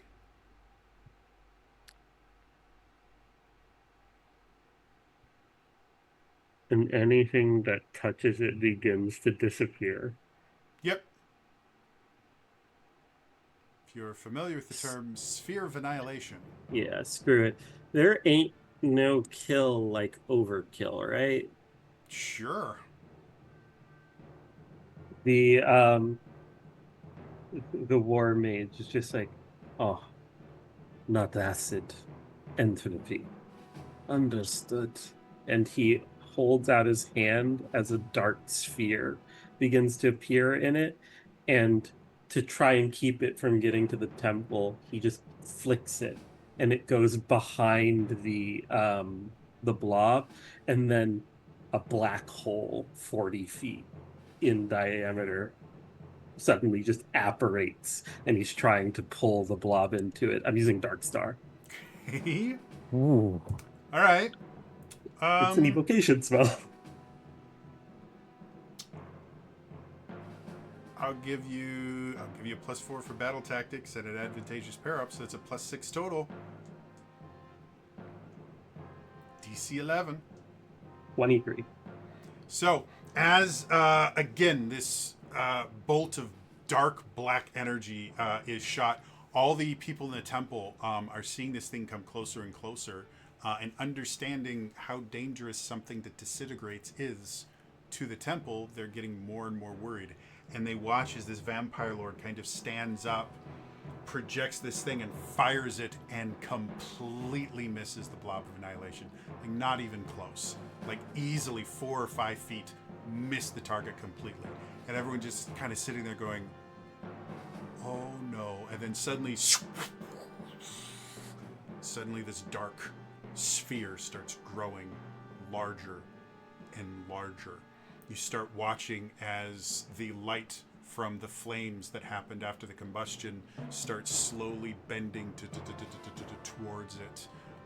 The few houses that still had lights in them, you watch as they kind of bend and twist, and this massive blob of annihilation starts rolling towards the temple. And as it gets within mere inches, it gets slower and slower, and then slowly it starts getting pulled back. And you see it kind of morphing its body more and trying to kind of change its shape to give it more pull.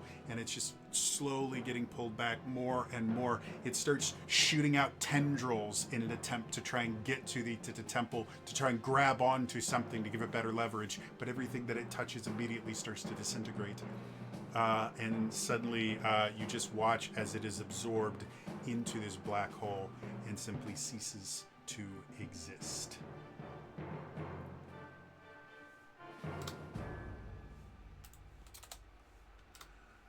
The Flame Skulls are not thrilled with that. And a flurry of fireballs targets the vampires, Balthazar, and the divination wizard. So I need all of you guys to make DC 11 saves. And I'm just going to make these flat saves. Now, between the Hallow and the Temple, what am I working with? Nothing, because they're not going in it. They're firing fireballs from outside of it.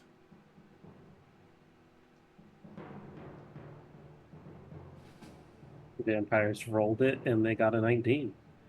All right. The divination wizard is like just cheering for the vampires and taking out that blob of annihilation that he just completely is not paying any attention, rolled a natural 1. Okay. I mean, he could have seen it differently. You know, I'm gonna hold off on that. All right. And then Balthazar? Balthazar rolled an 11. 11. So exactly what he needed. So as these fireballs start coming, Balthazar, you see just this wave of probably 6 or 7 fireballs coming for the temple, realizing there's really no way you're going to be able to dodge 7 fireballs. He immediately kind of kneels down and starts praying for protection from the Dark Lady, and the temple itself starts to glow, and suddenly all of the fireballs explode just barely shy of Balthazar. as he sits there and kind of says a thank you to the Dark Lady. He's not sure if that's going to work again. The Vampire Lords, as again the fireballs start. The Dark Lady says she can save me. She's pretty sure you're fucked. As the fireballs come for the vampires, again the war mage kind of stands up and starts kind of conjuring this shield to prevent as much damage as physically possible, and they're able to avoid all of it because 19's a big number.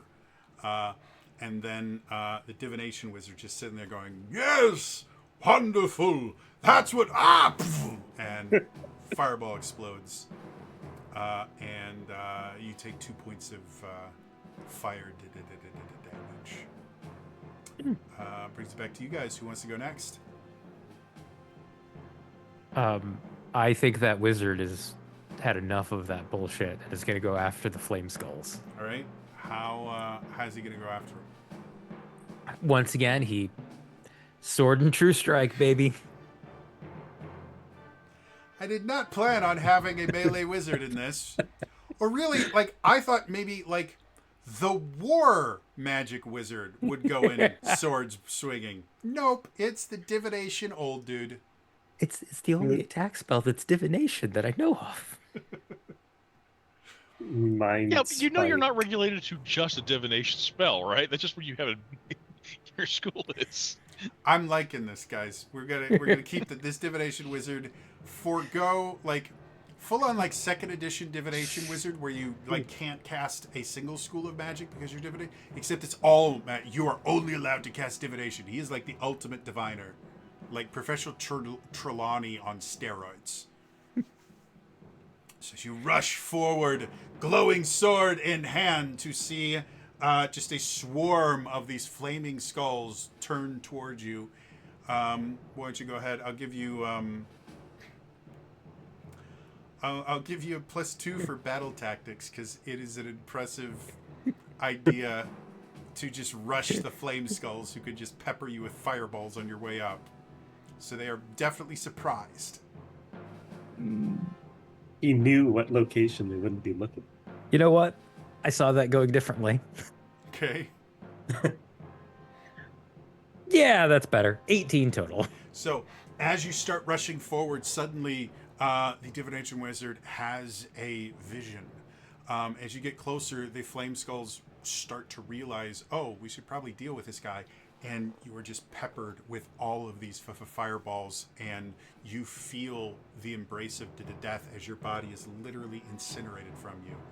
And having that image fresh in your mind as you're rushing towards them, you realize this is a bad idea. And so as you get close and you know where the fireballs are going to explode, you plant your staff in the ground far enough that it sticks in there, and you use that to kind of slingshot yourself away from the fireballs and throw your sword spinning like a lightsaber through the air, and it bisects an entire group of the flame skulls, taking no damage and reducing them from 3 groups of flame skulls down to 2. Who would like to, or no? And after that happens, the Demi-Lich, not enjoying seemingly how protected the temple is, and seeing it as an affront to the Dark Lord, the Demi-Lich starts conjuring a spell that you recognize as Disintegrate, aiming for your temple, Balthazar, and you as well. How would you like to defend against it? Well, here's my question. Does the War Mage want to counterspell that? He's technically used both of his abilities. He used the Lesser Elemental to... Oh, no, he didn't, because he did the bitches. Yeah. Yeah, he's only used one of each. The War Mage and the Conjuration. Well, again, because it counts as one unit. Oh. He only gets 2 uses that can be either one of them. Okay. So essentially, as the Disintegrate's fired, he will, like, fly spell probably active, fly and try and do the whole thing he does. Sure. Go ahead and make me a defense roll. This will be a DC 15. But you're using an ability, so +3.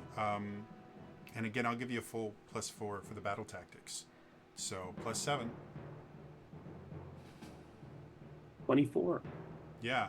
So, the vampire lord sees the disintegration coming, sees how bad it's going to be, and suddenly he just kind of pushes his hands down and rushes through the air.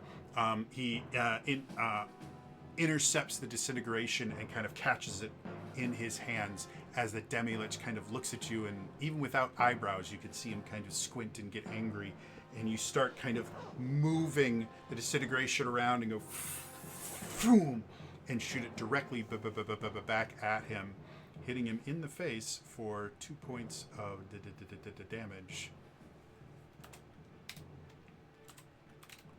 And he is absolutely upset about that. Who wants to go next? Balthazar yells, "Thank you!" We So, again, who's up?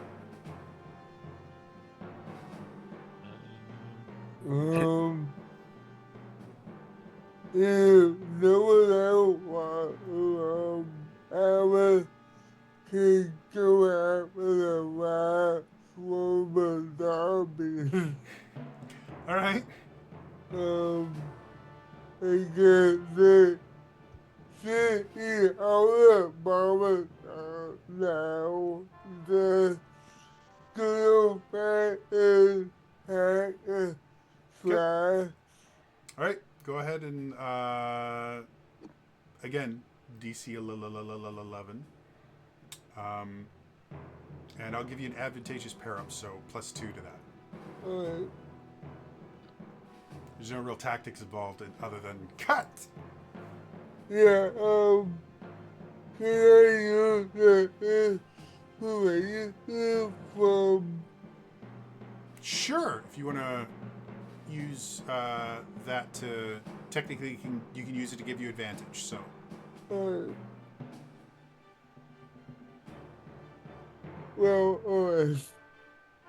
nine.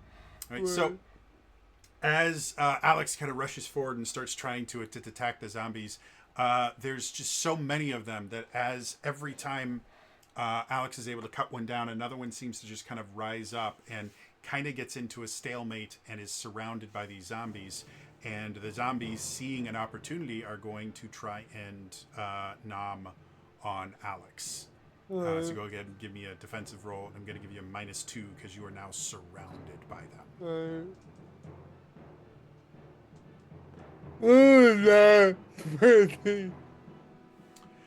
As the zombies start coming closer, Alex, realizing that he has put himself in a very, very bad situation, just takes a brief moment to kind of go, okay, I've got this. And as the first zombie comes for him and starts to grab onto him, he just kind of slips out of the way, brings the dagger up and bisects the head of the first one, and then plunges it into another one, brings it out, kind of barrel rolls, brings another one out right underneath the chin and rips out the throat as the head kind of blobs onto the floor. And he keeps going for what seems like hours, when in actuality it's less than a minute, but he's just constantly, next one's coming, deflect, attack, redirect, attack.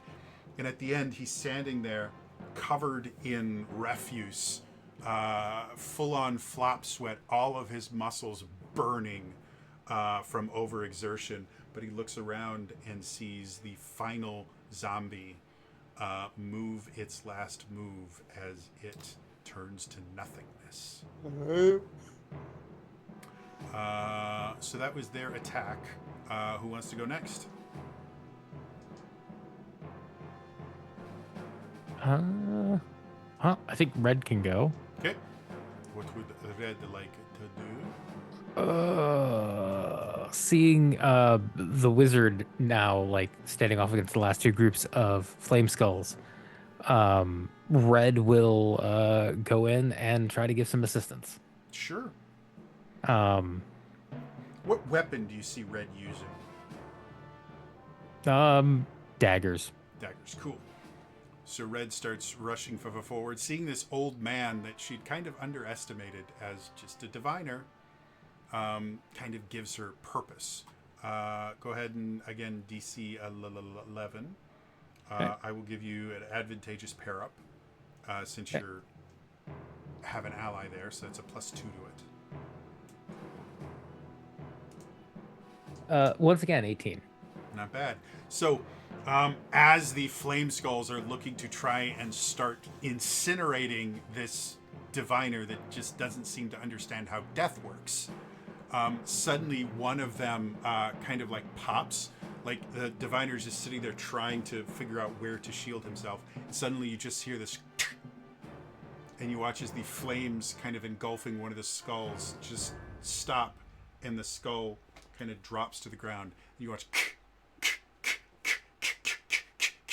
and after all that's over, you see Red just kind of wiping a dagger off with a bunch of kind of forge scale on it now from plunging into so many different flaming skulls. Just kind of wipe it on her pants, kind of flip them around. Who's next? After that, the flaming skulls are going to, because that was. So we're gonna need this flaming skull taken out.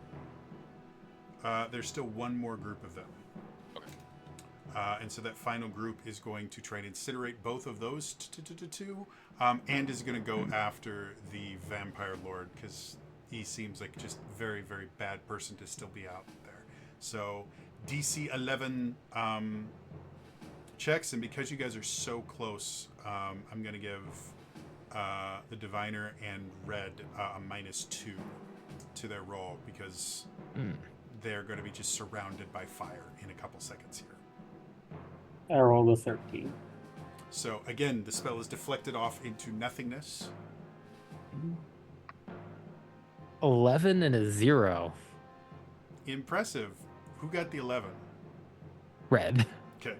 So, as all of this fire starts raining down, the diviner, realizing that both of them are not going to get out of this, plants his staff in the ground, grabs Red, and basically says, "You could thank me for this later," and she vanishes as a dimension door takes her away, and he is incinerated by this fire, taking another 2 points of damage, which should leave him at 1, right?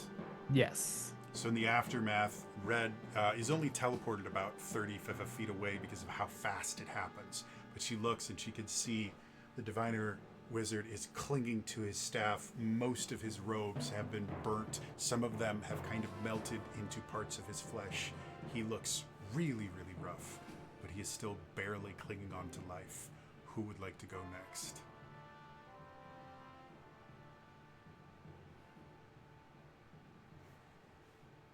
And everybody's telepathically, they just hear, "Ow!"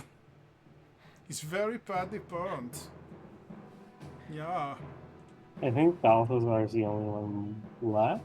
Question mark? Thinks so. Yeah. So, Okay.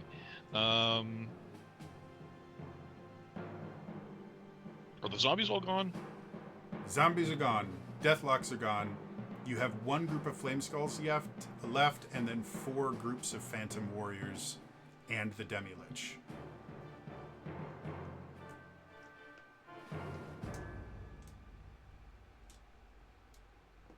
If that's the case, I think he's probably going to do his best.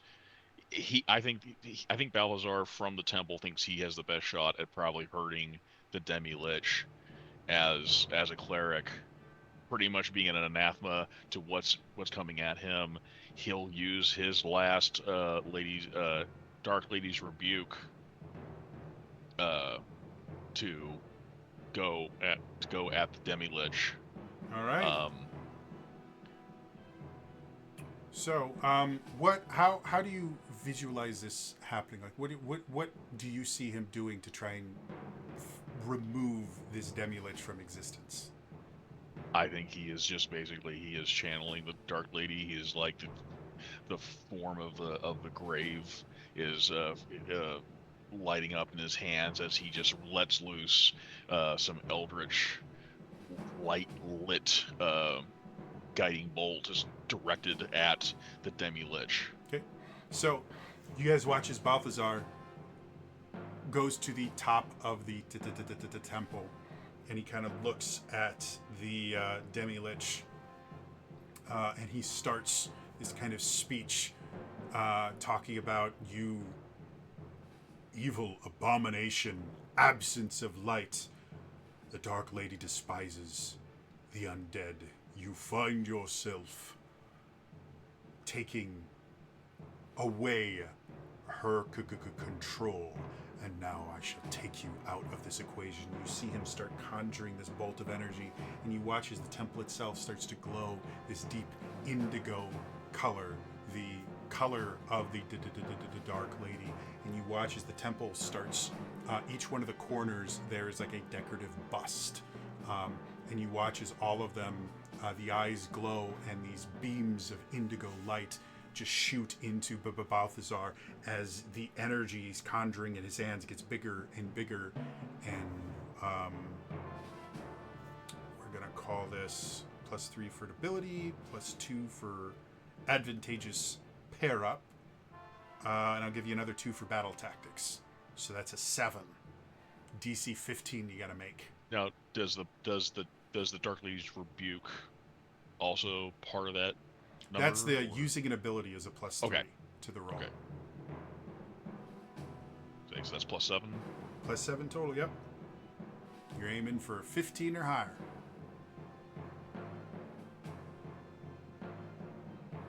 Okay. Well, I rolled an 8, so 8 + 7. Exactly. So as you sit there and you go, you shall leave. Boom! This beam of deep indigo energy goes, and the Demi-Lich kind of raises up to meet it, and he casts this barrier spell that completely blocks the bolt at first. But Balthazar keeps pumping all of this energy into it, and somewhere in the back of his mind, he starts hearing Kameah, and this bolt of energy just keeps getting brighter and deeper indigo, and just louder and more powerful. And you watch as these little cracks start forming in the shield, and suddenly the shield is disintegrated, and the Lich is completely incinerated, removing it from existence. Oh, Lich is down? Yeah, it had 4 hit points and you hit it twice, so. Oh, I thought it had 5. I just counted. Different creatures have different things. Like, technically, the Blob of Annihilation had 6 hit points because it's big. So, yeah, the Demi-Lich is very, very powerful, but is also a little bit skissy. So, Okay. It is gone. All right. The Phantom Warriors have finished their conjuration, and suddenly next to the temple, you start seeing these walls start to rise, and kind of placing itself in between the fortress and the temple is this tower of darkness that extends above the temple, and the Phantom Warriors start ascending this tower. You're not zoned to build that here. We had to get permits. And I cast bureaucracy. the HOA comes out and starts giving them all these fines, and then the Phantom Warriors just behead the entirety of the HOA. It has been canceled. The Homeowners Association is associated with nothing anymore. And See, now I'm not sure the bad guys. Huge Tyrannosaurus ate our lawyer. Well, I guess that goes to show you that they're really not all that bad. And as they get to the top, a few of them pull bows off of their back and start raining arrows on Balthazar. Which I'm going to give you a +4 to battle tactics since they can't get to a good spot to actually shoot you from. So yeah, DC 11. Nope. Roll a 2.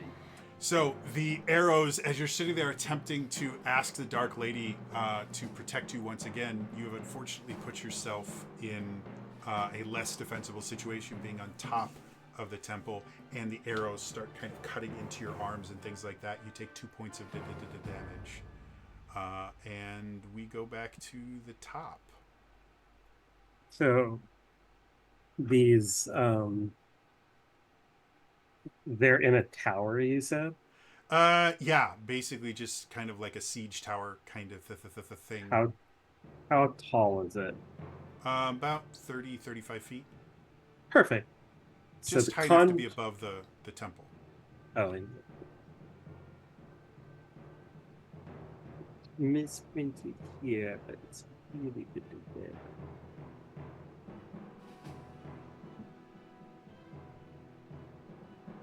Someone else can go. I'm just looking through spells. Okay. Who wants to go? Red, seeing this wizard that I haven't even asked his name yet. I don't even know his name. Is going to use I know a guy to get some healing supplies and patch up the wizard. Sure. Okay. The elves know me as Fiangalic. The dwarves know me as Zunin Hustengjis. My mother named me Frank. Yeah, we'll just say no rolling required. He can heal up to full hit points, but any defensive rolls you make until... Or no, because you're using an ability, we won't even give you the detriment. So, Okay. yeah. Seeing that happen, the final flame skulls are going to turn towards the wizard. Alex, seeing as no one's tried to do anything to Alex in a little while, and Red. And I need DC 11 defensive rolls from all of you.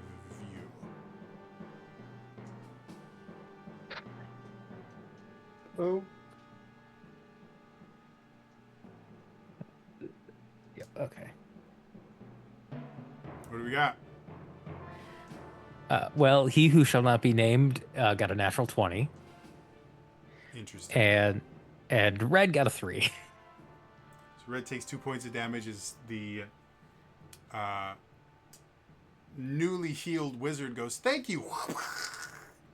Alex, what you got for me? well, assuming I don't get a present and that one. You know what?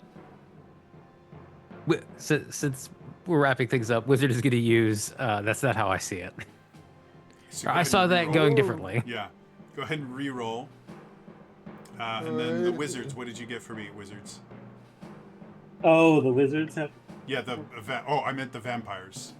The vampire wizards. 16. 16. Yeah, you're fine. Oh. My natural 20 was so good it got deflected onto somebody else. So, what did you get for your second roll, Alex? 11. Even. Exactly what you needed. So, the divination wizard seeing We seem to be really good at like overkill and bare minimum. fireball going towards Alex and watching as he's just incinerated by it, sits there and kind of sticks his staff out, and the trajectory of the fireball that would have incinerated Alex is just very barely misdirected, and it gives Alex just enough space to be able to jump out of the way as the remaining bodies of zombies that were there are just incinerated in a flurry of fireballs. Who would like to go next? So the conjuration wizard, after kind of floating away from the fireball, lands on the top of the fortress that he created and went, Siege Tower, how rudimente. And he drops Fly as he just flicks his wrist, and the top of where all the archers are, a fog cloud just goes to blind them all. Okay. All right, no roll required. All defenses against the Phantom Warriors will now be made with advantage. The Phantom Warriors are going to turn towards the wizard, and a few of them are going to actually jump out of the tower to attempt to get to the wizard. Go ahead and make me a defense against them with advantage. And I think that was smart enough. I'll give +2 as well. So advantage and +2 to anyone defending against the Phantoms. So 14. Okay, warm enough. As the Phantoms start kind of coming out and attacking you, you just kind of lean to the side and again going, oh, this is adorable. You think that you can actually hit me. Oh, look at how cute you are. Who's the little Phantom? Who are you? I used to make things like you when I was 12. Oh, so adorable. Who wants to go next? The wizard will use True Strike on the remaining group of Flame Skulls. Okay. So the wizard, seeing how evil these flame skulls are, makes his sword glow, gets ready to destroy the final group of flame skulls. He just is Gandalf. Yeah, yeah. Roll a 3. So unless I get +10. I mean, Yeah. nah, don't have enough there. No. So, no. swings at the flame skulls, and they just like, foop, foop, foop, foop. He's like full on, at this point, like whack-a-mole. Foop, foop, foop, foop, foop. One of the flame skulls conjures a, what do you call that? The hand spell. Bigby's hand, or No, it's a cantrip. Mage hand. Mage hand. Conjures a mage hand and just kind of puts it on his forehead. And he's sitting there going, "Phoom, phoom, phoom, phoom, phoom, phoom, phoom," and is unable to hit any of them. Another group of the, because there's the flame skulls have already done something this turn. Another group of the Phantom Warriors is going to again attempt to attack the wizard, to try and get rid of this fog cloud that is making things more difficult for them. Give me a defense roll, vampire. I need to remember to call them 30, vampires 20. and not the wizards. 30-20. Yeah. Who wants to go next? I would say, since you guys have kind of defeated the big things, how about we have like one final turn where everyone works together to vanquish them. Okay. How would you guys, for like a final attack, what would you guys do as a final attack? But okay, so there are still Phantom Warriors up in the tower, but they're ensconced in the cloud, right? Yes. You know how when you're driving in a fog, the one thing you're not supposed to do is turn on your high beams? Yes. Balthazar casts daylight. Okay. Oh. So suddenly there is a beacon. You don't know why, but you hear from one of the turrets on the fortress, "The beacons are lit! Gondor calls for aid!" And if it makes any difference, they did update that in the 5.5. It actually is actual daylight now. So now they are illuminated. What would the rest of you guys like to do to continue this onslaught?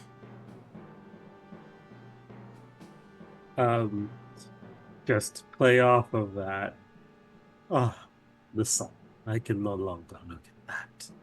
But you can embrace it, and the evocation, because it is a wizard spell, evocation wizard is going to cast Dawn on the tower.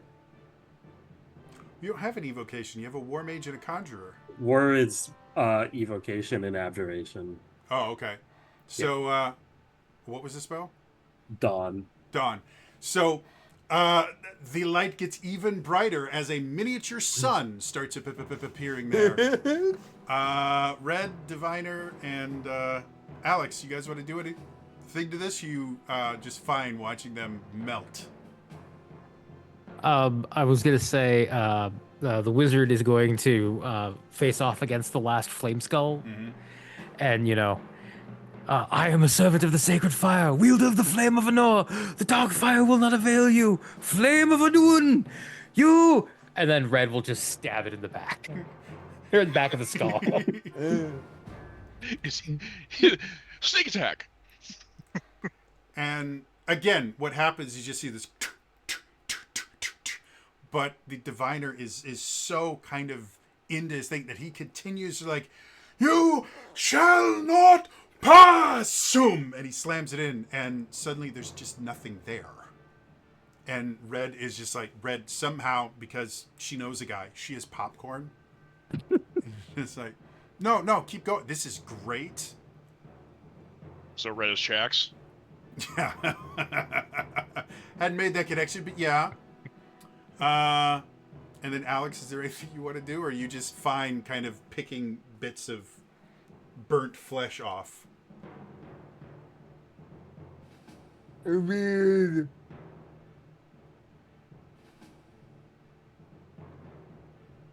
I feel like he trying.